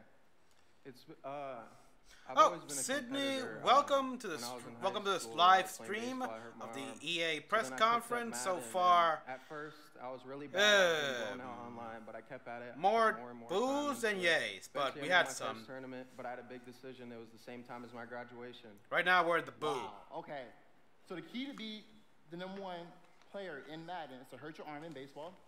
That's #1. #2, Oh, you said God. You had the decision to be yeah, okay, so at this point I just bored out of my mind here until they skip Madden. That money. On the bright side, this is the last sports game, right? We're out here chasing money. They already announced their soccer game, they did their basketball game, so they had to go with their NFL. So this is going to be the last one. I hope it's the last one. Just get to other games. I made the final on TV and got blown out. We want Anthem, of course, and whatever new IP you're working on. That's why I got this belt. Wait a minute, do we have a racing game? We got a racing game left, don't we? I think we do. On that belt for you. Shit. Well, today, EA Play, So far I can say that trailer, super excited. It's gonna be so fun. I can say EA has the worst press conference, and we have yet to see the other press conferences. I'm gonna try to take this belt. But I can guarantee you the bottom. It will be the bottom of the top 10 of the top press conference period. We got game engine footage. That's nice and all that. That's cool. Very cool. When you hear the extent they go to, like to the point where they perfect the sweat, the glycerin, the glossiness of the sweat in the arms, the flexing of the muscles is like cool. Can you implement? Oh, thank you, Sydney. Thank you very much. Now, can you implement the care you make into the sports game, into other games like I don't know, the Mass Effect games? Or even your Battlefield games, just saying, come on. The level of care and detail you give to these guys, put them in other games. What about all the moments that got you here?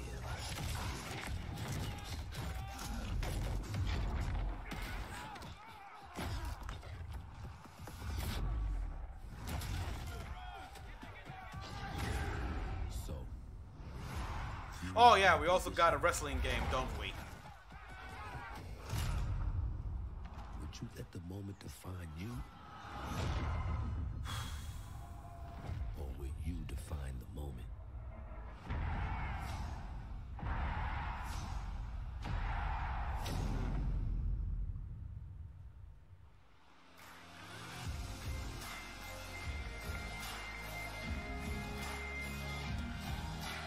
Okay, please, Anthem or something new. Ladies and gentlemen, I'm Nathanius, professional shoutcaster, here alongside Redwood Studios General Manager Michael Martinez. Redwood Studios? How are you doing today? I'm super excited to be here. Wait, we're going to do this presentation a little bit differently and give you your first look at a brand new mobile game in a live winner-take-all head-to-head match. Michael, why don't you tell us the rules? Sure thing. The objective is straightforward. Destroy the opponent's base to win. Unit control, super simple. Just tap. Okay, Redwood Studios. I know I've heard that. The most efficient way to destroy the opponent's base is with this giant nuclear missile in the center of the map. Control the missile by standing on Anyone else thinking Command and Conquer? A bar fills up while the missile is possessed. Whoever controls that red building on the side there looks like something Nod would make. Takes 2 missiles to destroy the enemy's base and win. That's it. Sounds great, Michael. Well, enough talking about it. Let's get to this match. Absolutely. All right, ladies and gentlemen, we have an awesome matchup lined up for you here today. A mobile RTS game. Blue side of the room. If you could please nice and all, give but a cheer for one of the most formidable RTS players there is. Make some noise for In Control. Like red versus blue. Yeah, pretty much. GDI. Command and this is Command and Conquer. The red side of the room. A competitive mobile gaming phenomenon. Please join me in welcoming to the stage Nick at Night. Nick at Night, seriously? What? Do I expect Lucille Ball to come out at some point? Now, Mike, it's going to be a real God clash rest her soul. These gaming styles and the competitive like she come back from the dead. It should be a great match. It really is. I can't wait. All right. God, I miss I Love Lucy, Three's Company, and Bewitched. Ready to go. I'm ready to go. Let's do it. All right, let's kick this I date myself big time. Nice little strategy game. For All right, let's see. It's a good genre. I'm very excited for this. The players are loading in, and we are ready to the match. Here we go. Does this mean we're gonna get Command and Conquer back in mobile game? And the action begins like any strategy game. Economy will be the focus. We have Pre-alpha, huh? Start things off. Nothing too crazy yet. Nothing too crazy. Now the infantry is going to come out to hold that. That is Tiberium. Trying to take that position. Oh my God. In a strategy game, that flank position, that In Control is going from the top side, also very important as Nick at Night. This is Command and Conquer. He's able to create a 2-on-1. Is he able to get there? Looks like he's getting there. Here comes GDI with Rhino. It's going to rip up those infantry. Yeah, going for the anti-infantry, and like any strategy game, the units Viacom is going to sue Nick. Will have a huge impact. Your micromanagement of your forces and protecting that economy as well. Yep. Nick and Knight with some attack bikes in the top. There he is. And In Control placing the turret on the top right side to help cover that Rhino as attack bikes move towards the northwest position. We can see that the missile is beginning to ready. And firing that takes out half your base. The most important objective on the map is to hold those control zones. Right, and In Control making a lot of progress to that far right side of the match. He's done a great job of holding that down with the turret, and now he's redeploying his vehicles to the south side, bringing out more infantry to deal with the attack bikes. And as that economy ramps up, of course, we're seeing bigger and more powerful units come out. We have there the drill pod coming in the left side to help flank putting those some flamethrowers. Right, absolutely. Again, he's going to tear through those infantry. Yeah, and In Control brings out his first tank. That's going to be used to try and help push back these smaller forces as he makes his way to the south side. That missile passing halfway now. Two zones in control of Nick at Night. He will have the Quit saying Nick at Night. Every time you say that, a song pops in my head. Right now, it's I Dream of Genie. Get around to that top corner, able to halt that missile. He does contest the missile, putting it into the yellow position. Yeah, very important, of course, blocking the pathing of those units is another big factor for this strategy. Holding those locations is so crucial as In Control begins to secure the northwest spot. Another tank's going to come out from Nick at Night to take it out, but now he's now it's Three's Company. Lock down that north position. This missile is very, very close to firing. Let's see what's going to happen. With another turret, In Control flanks. He takes the top. That missile fires. And he fires. Wow. And Nick at and now it's Gilligan's Island. Being knocked out here. As the next one will start to ready up in just a moment's time. In Control's very heady artillery force. All right, so great job at taking control of the map. From what I'm seeing here, it's basically a hold position game. You literally have it's red versus blue actually. Like you said, Carnage. You got one base on one side of a box canyon, another on one the other, and it's basically like hold your ground to get control of the nuclear missile. Advantage that he's had so far. Nick at Night is trying to get in there, but there's great. Now I'm. Oh boy, great. Now it's the Andrew Griffin show. Through again those infantry. Quit saying Nick at Night. Now moving his tank towards another drill pod we're seeing with some flame tanks. Yeah, bringing the flag. Dan's jump on it. Amazing damage to the infantry. Help to clean that out. Meanwhile, two more tanks coming out from Nick at Night to try and secure those positions. And now it's a Monsters theme song playing in my head. That tank going for counters. Trying to scout out and see what your opponent is doing and make the proper response is so important in strategy. Absolutely. Nick and Knight cruising around, thinking about... God damn it, now it's Bewitch. Around the far side for those rhinos. Looks like he's really pressing it. And we see that missile is starting to get close to firing with 3 zones in control for Nick and Knight. Looking to set... We got him back to I Love Lucy. Trying to rally his forces around. He doesn't want to engage with just 1 or 2 units. He wants to move all of them together, create a good flank position, and take over that south. And we're seeing the first mech units from In Control. This is the Wolverine. Gonna rip, and this is watch out for this missile. And Nick and Knight's gonna fire that one. Yeah, this is the Wolverine, and there we go. Next missile is gonna end it. Next missile wins. Let's see what happens. We'll have control. The Wolverines, as you pointed out, for In Control coming out to try and deal with. Well, never a big fan of the GDI and mech designs. Too battle tech. There he is. Yep. Wow. Okay, we've got our first mammoth tank on the board. If In Control can get this in position, he's going to do some serious damage. That missile just passed halfway ready. He's also bringing out his first air unit. Wow. To deal with those. A lot going on here. It's got a lot of range, that big boy. And In Control just needs to hold this missile is nearly going to fire. It can be stolen at any point. Where is it going to go? Is he going to be able to get it off? He's got it back. Yeah, Quinn's going to get it off. Take it. Defeating Nick and That was legit. That was epic. Just back to me here at Tale of a Football Trip. That was awesome. It started from this traffic port aboard this tiny ship. I've done my job. Yeah, absolutely. That was awesome. We saw a little bit of everything right there. Perfect. The mighty sailing, man. Nick and Knight and In Control. For 3 Ladies and gentlemen, what you just saw was the worldwide reveal of Command & Conquer Rivals. Yep, there you go. Command & Conquer Rivals. The real-time strategy experience for mobile. We're giving players complete, continuous control of their armies in quick, competitive head-to-head matches that are fueled by skill and strategy. You put a GDI bait and a Nod bait in a box canyon. You're copying red versus blue. Play the pre-alpha today. So head to the Google Play Store, search Command & Conquer Rivals. The studio has been having an absolute blast playing this game, and we can't wait for you to play. I'm going to the App Store right now just to check. Thank you.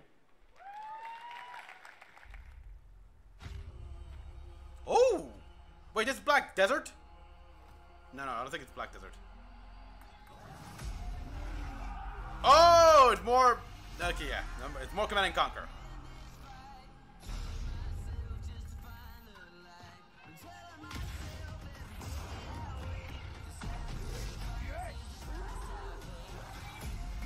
I like how they show she's that commander is a cyborg.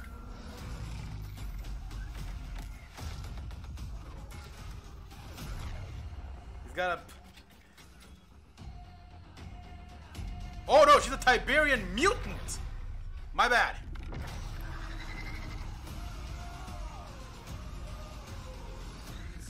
Launch!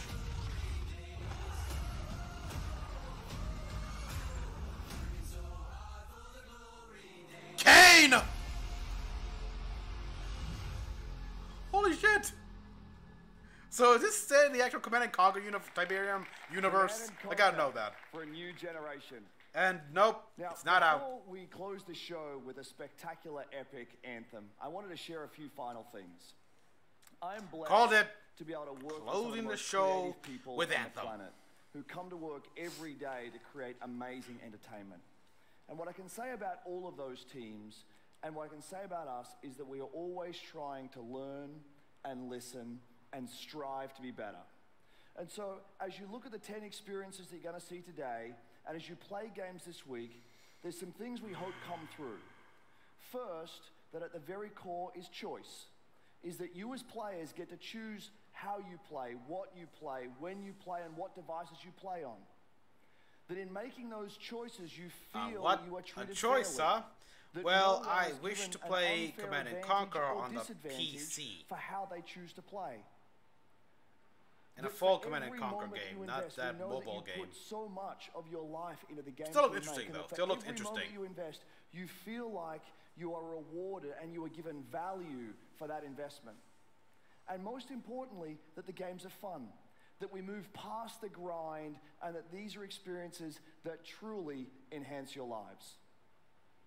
And so, as we think through all the things that we're trying to do, know that we want to be better, and that we want to make great games. And that as much as we love making games, and as much as you love playing them, there's something that is even greater that we can do together. The power of this community when we come together to do amazing things is profound. Last weekend was the 3rd year of our Play to Give program, where we show the world how the power of play can be a positive force for social impact. Millions of you out there participated in 9 in-game challenges in our games, logging millions of hours in support of Play to Give. And to celebrate that, we contributed a total of $1 million to 3 charities that share our vision for a more inclusive world. A world where representation and equality are not something we strive for, they are the standards. And where bullying and exclusion are not an everyday thread. These 3 organizations, the United Nations He for She, PACE's National Bullying Prevention Center, and Ditch the Label, an anti-bullying organization, all are doing great work, and we're proud to support them through Play to Give. Okay, as a guy who was bullied during school, that's nice and all, but really? Why you? Thousands of us at EA and millions of you together doing. Well, I gotta mention your sponsors. Because we love games. Thanks for being with us, and thanks for the incredible privilege of making. Oh, and yeah, I got bullied in school, but I made sure those guys pay for every time they bullied me. I wasn't a pushover. Okay, thank you. Anthem. And left our world in chaos, creating, altering, destroying. The anthem is all that remains. The anthem. So that's the name of the city you're in? All right. The storm coming. These walls can't protect us forever. Okay, it's a story trailer.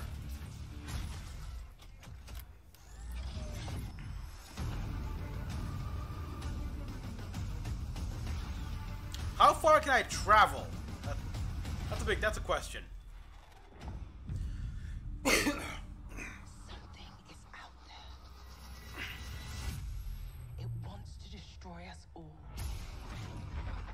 What doesn't?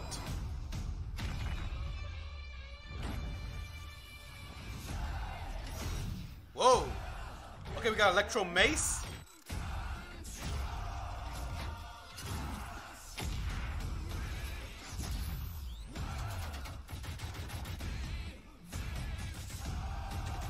Glorious.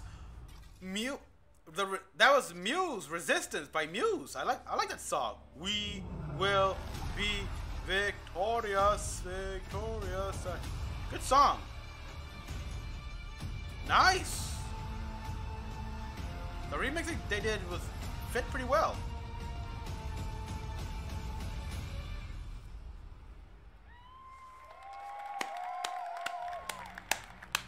Okay, that was a great story trailer.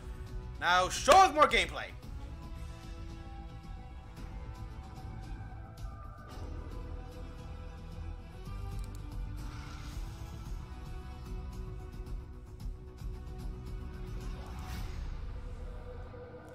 How cool was that trailer? Superhero landing, yeah. A couple times, and it's still cool every time I see it. Okay, so I know all of you, like me, have had tons of questions about Anthem since last year. Yep. Because we're all BioWare fans. So we're gonna do something a little bit different for the rest of the show, and we're gonna take a deep dive into Anthem.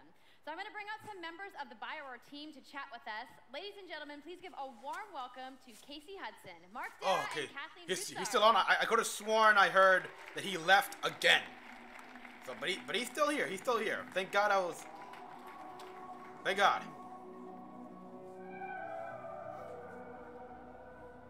All right, thanks guys. Thanks for coming out today. Just got a little game to show, right?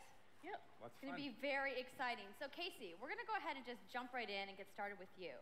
So now, we know that you all started, or Casey, you started your career at BioWare way back in the day, but you took a couple years off.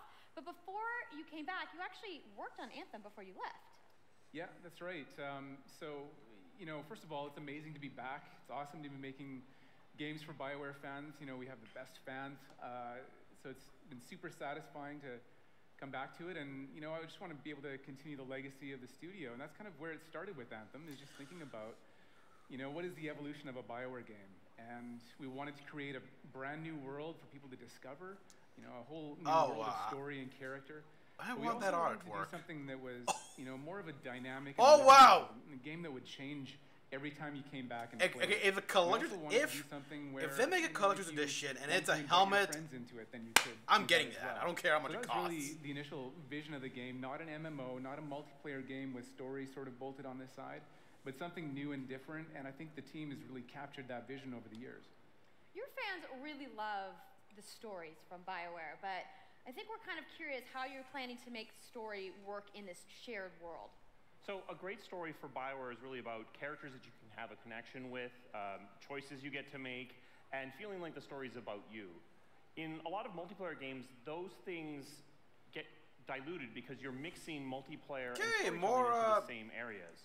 Now you can build a solution more gameplay. But you have to really build it into the core of the game, and that's what we've tried to do with concept art. That's nice and all. Our world, my very story. Beautiful. So when you're out in the open world, the world is really dangerous, and you're focused on your mission. And this is where other players get to play with you. The thing that's really interesting about this, it's unique for Anthem, is that this is a living shared world. So whether there's weather or it's nighttime, what we're experiencing together. Everyone that's playing Anthem at a moment is seeing the same thing. And this is what we mean when we talk about our world. It's a shared world that we all experience together. But then when I finish my mission, I come back to a base like Fort Tarsus.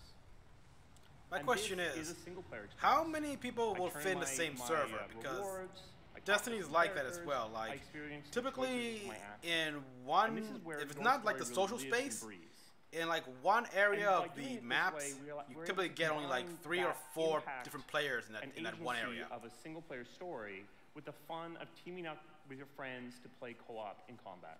And we're also designing it so that we can add story for years to come. So one of the first things that we hear from our community is they want to continue to play in our worlds. When they've finished Mass Effect or Dragon Age, players want more story. And so we've designed Anthem in a way that we can actually add more story for years to come. And it could be anything. Well, except Andromeda, one playthrough, that's it. A character that you've grown to love, or an event in the world that deepens the lore, or an entirely new storyline and plot. Well, I'm certainly not going to complain about more story. I don't think anybody out there is going to either. So Kathleen, I wanted to ask you, from a writing perspective, since you are the lead writer, can you speak to what it's like to create a new world like Anthem from the beginning? Well, what's really exciting for us, and not just the writers, but all of the devs, the designers, the artists, is that we're creating something new and mysterious for players to discover. Gotta get some coffee after this. So at the heart of the premise of Anthem is a world left unfinished by the gods.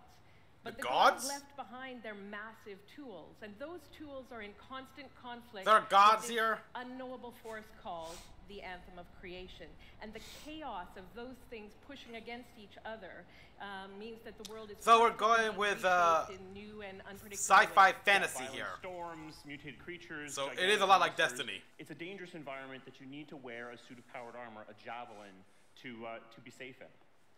Now, something I think a lot of players out there maybe don't stop to think about is just how much work goes into creating a new intellectual property, or IP, as we've been saying. Now, you know, we've seen all these different creatures, and Mark, you mentioned the storms. What's the process of creating a game like from scratch? Yeah, it's something we've done a few times at BioWare. You gotta wonder how much content just gets left on the cutting room floor. So what we try to do is we think about the new experiences that we're trying to unlock for players. So like, what is the fantasy fulfillment? What are the new things you actually get to go and do that are different from what you've played before? So that's where we start. And then once we think about those things, you know, that's the power of creating new IP, especially for games, is that you actually get to build a whole fictional universe. For example, I think by Mass Effect 3, they had plans to include the newly discovered alien species, the Raloi, into the game, but like principles around art style. Yeah, they eventually decided to cut that. And even the technology and the politics of our new world. And then from there, we can actually go and build out every last detail. Yeah, and one of the unique challenges for Anthem is that it's a world, an experience that's meant to feel alive, like it's happening right now. And so the world is always changing, whether the storms, seasons, and yeah, it's a really great concept to write for, because what it means is it gives I'm looking at this storm right here, and I'm wondering how would that affect the city? Almost in real time, a dramatic event that changes the world for everyone. And that could be anything from gameplay to lore. I mean, all of the moving parts in the dynamic world sound really cool, the way that they sound like they're going to come together. But even though there's obviously a lot going on, it really all comes back to your character. So let's talk about who we're going to be playing as and why we're fighting these crazy beasts. So you are a freelancer. The why we're fighting them is easy. Skilled to pilot these Javelin exo suits. Do we got AIs? And, you need those suits to survive and fight in this world, because the world will kill you. But on top of that, our ancient rivals, the Dominion, have they've discovered a way, they think, to weaponize the Anthem of Creation, and so we need to stop them and protect the free people of Tarsus. Now, I've heard you call this power armor. The Tarsus, huh? Is it a suit? Is it a javelin? Like, what's the canon term here? We call them javelins, and there are 4, and they each have unique abilities. There's the Ranger, and then there's the Colossus. Yes, the Interceptor. And finally, the Storm. The Storm is mine. So, that's like my Warlock. I love the Warlock in Destiny, so I'm the Storm. But the thing to remember is, like Kathleen said, you're not your suit. You are a freelancer, a pilot, which means you can decide which suit you want to use based on your mood, based on the mission you want to engage it, or the javelins that your friends are using. So really what this allows us to do is we built the suits to look like they're built from the materials of the world. So they each have their own unique abilities. So let's take a look at Colossus looks so the Ranger now. Rough and rugged. The Ranger is a more generalized suit, able to do a lot of different things, really designed for up-close and personal combat, one-on-one for the most part. The Colossus is heavier, more specialized, but able to really pack in big weapons that let them devastate. Of course, like, oh my god. The Interceptor, a Storm. The Storm looks like it's going to be my favorite. I'm Yeah. sure you guys out there are picking your faves right now, too.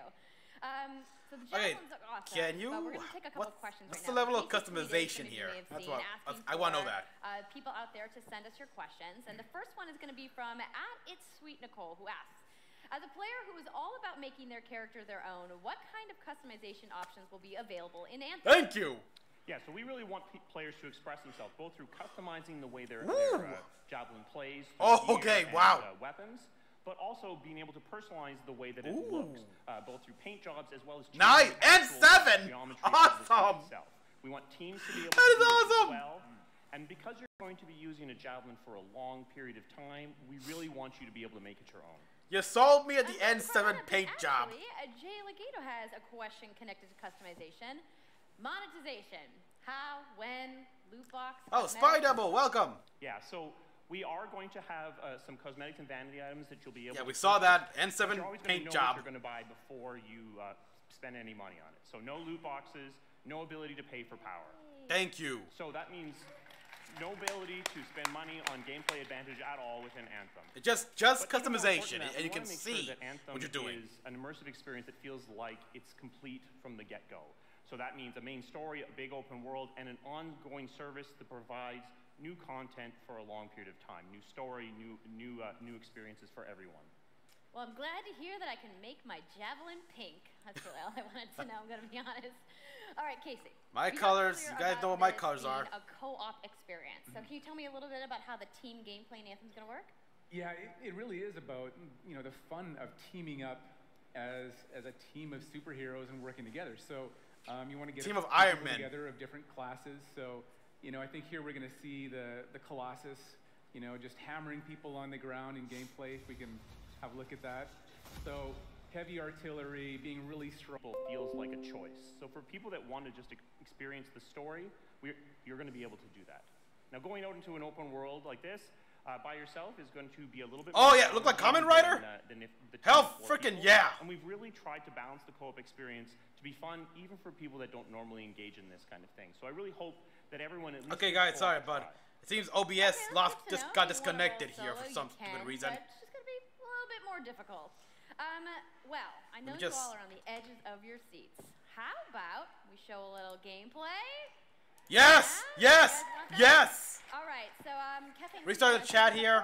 I will. So, you and your friends have decided to play a mission called Scars and Villainy. Okay, I'm like 6 seconds behind the broadcast, but I'm leaving it like that. You start in the Strider, which is like a giant walker, and it's your forward base of operations.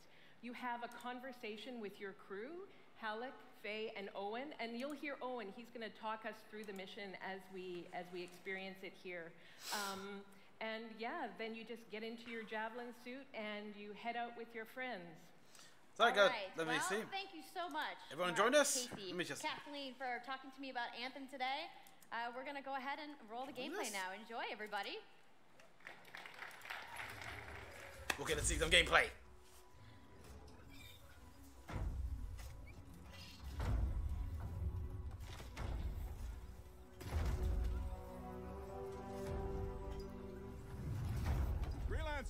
Time to get to work. Faye said these bastards made some kind of acid. They're using it as a weapon. Acid, huh? Find where they're making this garbage and shut it all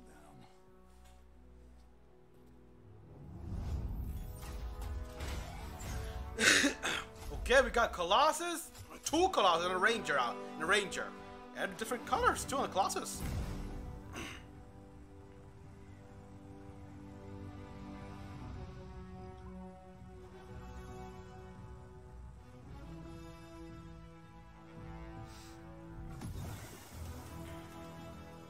Owen, what's the plan here? Picking up loads of scars nearby.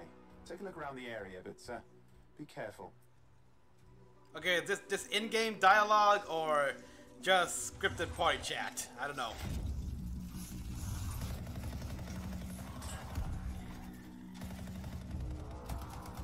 Okay, we switch up. Right. Checking out the scar camp some more. Look at all the weapons. Oh, and the turrets. Better move Oh, quickly. Nicholas, welcome.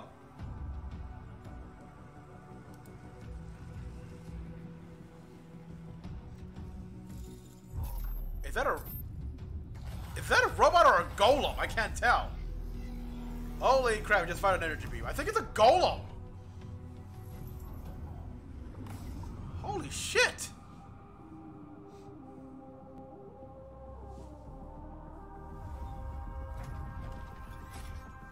Oh, we got a storm or an interceptor here.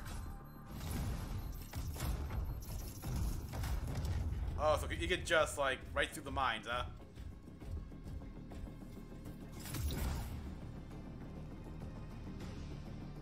There's a shaker relic.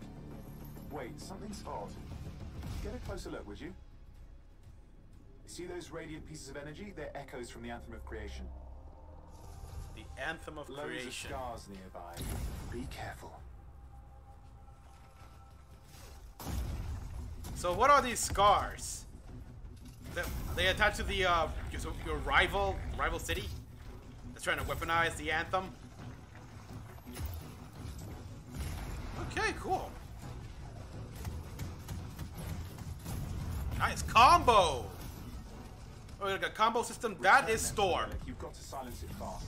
Okay, cool. Is that he's using an SMG?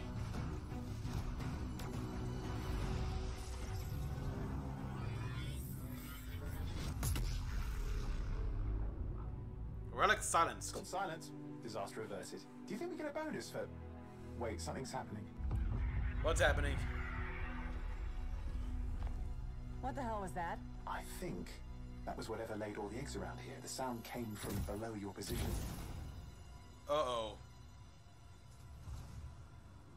On the plus side, this definitely counts toward hazard pay. There's a trail of this acid gunk leading down. Follow it, and we should find the source. Okay, Storm's got a cape. Cool. Alright, I love how these guys are talking about, well, hey, we can get hazard pay for this. So, nice little tip.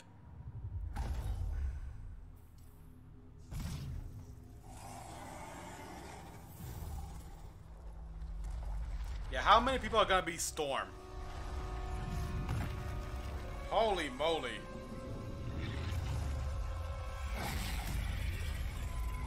Ew. That almost looked like a combination between the creatures from Lost Planet and Starship Troopers. How cool was that? I'm so Insecticons.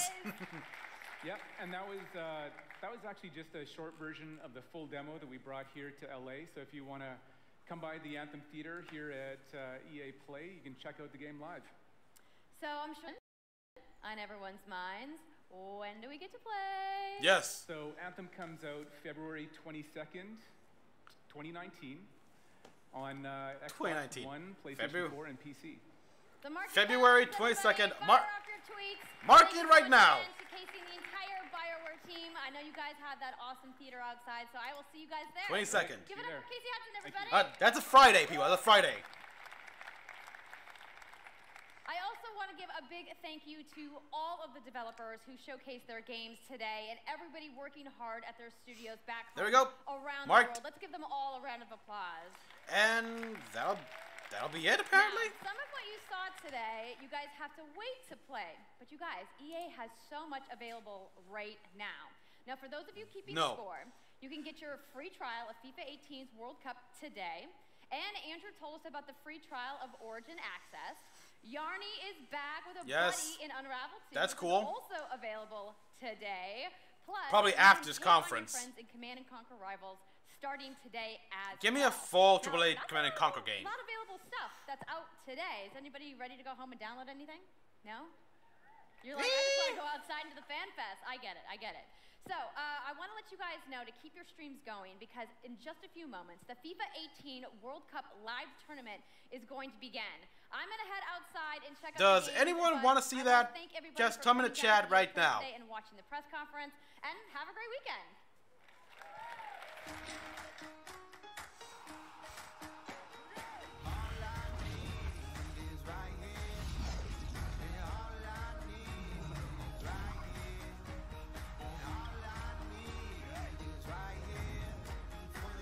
Oh god.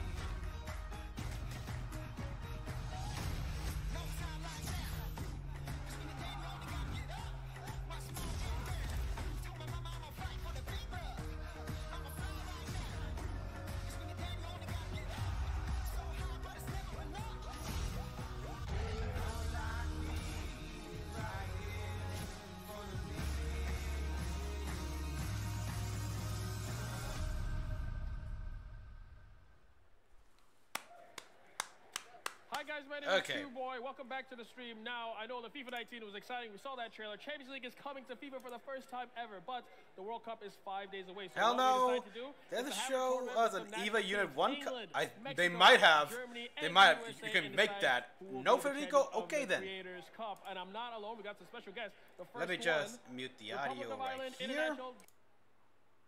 Goodbye that. Let me just also remove that. I can hear that into the headphones, so I'm moving that away. And I'll just take the webcam here and increase it a bit more. Let's put it right here. Nothing that big. But anyhow, that was EA's press conference. And I still stand that it I feel like it was good. I still feel that it was the weakest. It's gonna be the weakest of all the conferences. Though I could be wrong. I mean, we haven't seen Microsoft yet. Which is tomorrow, and they even said here in EA that they got something planned for the Microsoft. But let's see. So far, sports game, meh. All of them, meh. The Unraveled 2, I never played the first one, but it looked very nice. It looked very cute, and like a very good platformer co-op game. So there's that. That's a big bonus. And of course, that SOS. The Sea of Solitude game, which essentially has Raven's sister. I'm sorry, but she might as well be Raven's sister as the main character who basically fights her inner demons, who literally come out and take physical shape, which she must conquer. So yeah, that looked good, of course. Battlefield 5. So far, the best thing I heard about it is that no loot boxes, no season pass. Good and all. I don't play Battlefield, but for those who do play Battlefield, that's going to be great for people. And yeah, they're incorporating Battle Royale, which is the new hotness right now. Just everything has to be Battle Royale now. After PUBG and Fortnite, freaking Call of Duty, the new Call of Duty game, what did they announce? No single player, all Battle Royale. That was the news. It's like, are you guys brain dead?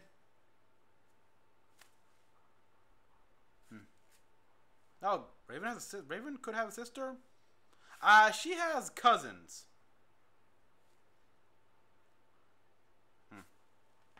Sorry, I'm looking at the OBS here. I can't rely on OBS here. Let me see how the stream is. The stream help here is good, so whatever. But yes, so that. Okay. Oh boy, I'm not gonna go off by memory here because I lose track so often. But tell me all what you guys liked. The fact that they closed it off with Anthem, that was a no-brainer. It was so obvious. But yeah, of course, a game franchise I honestly thought I'd never hear from again, in any way, shape, or form. Command and Conquer. Command and Conquer is a game I hold near and dear to my heart. It's one of my earliest games, actually. I love the series. I played Command and Conquer Generals, up to the Tiberium games. Red Alert was my favorite of the series, mainly because of how odd and ridiculous it is, with like weaponized dolphins and giant squids. And then we got like the third game with the Empire of the Rising Sun. That was just sweet.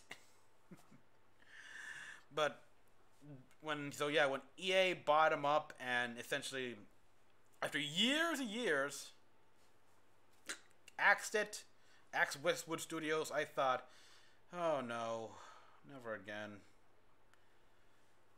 Hey, well, we got it's an iOS game, but like Carnage said here, it's like red versus blue. It is, actually. You've got Nod in the red, GDI with a bit of blue. They're in a box canyon, and it's just like, gain control of this area here to fire up a nuke. Give us a AAA game again. I feel the Microsoft conference is gonna be a giant disaster. Yeah, that's the only one I can see being worse than this conference so far. Because the EA conference here, like I said, if I was to give it a grade, C-. A C- at least.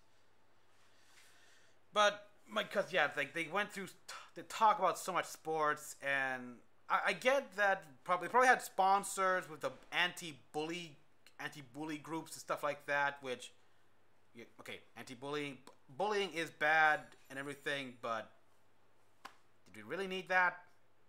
And of course, at times, it actually felt like commercial, like we got this famous streamer or professional gamer here who, hey, he won the NFL champion, the Madden champion or whatever. I don't care. I really don't care. People who care, we don't care about that. I mean, he won it. Cool. We want games. We don't care about, yeah, this famed streamer finally achieved his dream. So, whatever. And in that regard, they definitely showed games for the most part. This conference was only an hour long, an hour and 7 minutes long. So they showed games. They had a good start. Shaking and the middle part, but ending it with Anthem, and the fact that they answered Twitter questions here, like, I was dying to know more about customizations here, and we saw customizations with the javelins. You can make your Ranger javelin look like it's from Mass Effect, the N7 logo. You know how I'm gonna make my Anthem, my Storm javelin look. I can't wait for that. So, yeah, again, C-. I mean, some good stuff here. But yeah, I practically fell asleep in the sports stuff here. Unravel 2, it's not out yet. I checked. The moment they said, like, Unravel 2 is out now, go buy it, I instantly went to my PlayStation store. Not there. Not yet. Gonna take a while. And I even checked Command & Conquer. Not out yet. So, everyone, thank you all for tuning in.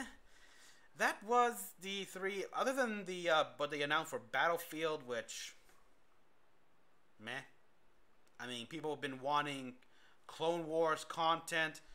Cool for them. You know what would have been cool? If they had like a campaign, a single player campaign, actually set in the Clone Wars. Because in the Clone Wars was galaxy spanning. You had so many fronts, so many theaters, so many battles, some of which just we'll never know of because it's so expansive. So you can just make new battles happen, expand on the Clone Wars. Instead, no, but we're gonna go back to the Battle of Geonosis, both the first and second battles. Big whoop. I've already seen talk about Geonosis for quite a lot, actually. That battle, the first battle, has been expanded upon to the point where no more. Just no more. So, yeah. Much else to say. They did announce, of course, that Respawn is working on a new Star Wars game. That good, because they're working a lot of stuff here right now. I want Titanfall 3. But I don't expect that for another year or two. So that's okay. But if Respawn works on a Star Wars game, and it's basically about Jedis trying to survive Order 66. Okay, cool, because, let's see, there were 10,000 Jedi at the time when Order 66 happened, or actually a little lower than that, because plenty have been dying throughout the Clone Wars. So, yeah, we know how many other Jedi survived. What have they done? I know in Legends, several managed to get into hiding. One even become like an advisor into the Alderaan family in the Bail Organa family in Alderaan before getting killed by the Death Star. So, fine. Just like to know what happens. Other than that, not much else to say. I mean, EA, my expectations are now has been 70% now for EA games, but other than that, it's like, I would say you have just close, but not by much, but you managed to, I think, qualify to redeem yourself. The question is, can you stay that way or go beyond that? Like, fully redeem yourself here. We don't want loot boxes. We don't want any more season pass. I mean, seriously, Battlefield, the Star Wars Battlefield 1 game, $50 season pass? That still stings. That still stings. I have not bought the game, and it still stings.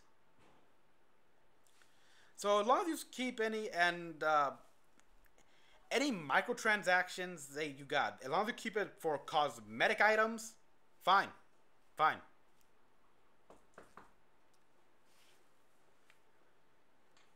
So everyone, thank you. People are tending to get that I am busy, so I'm gonna have to end the stream here.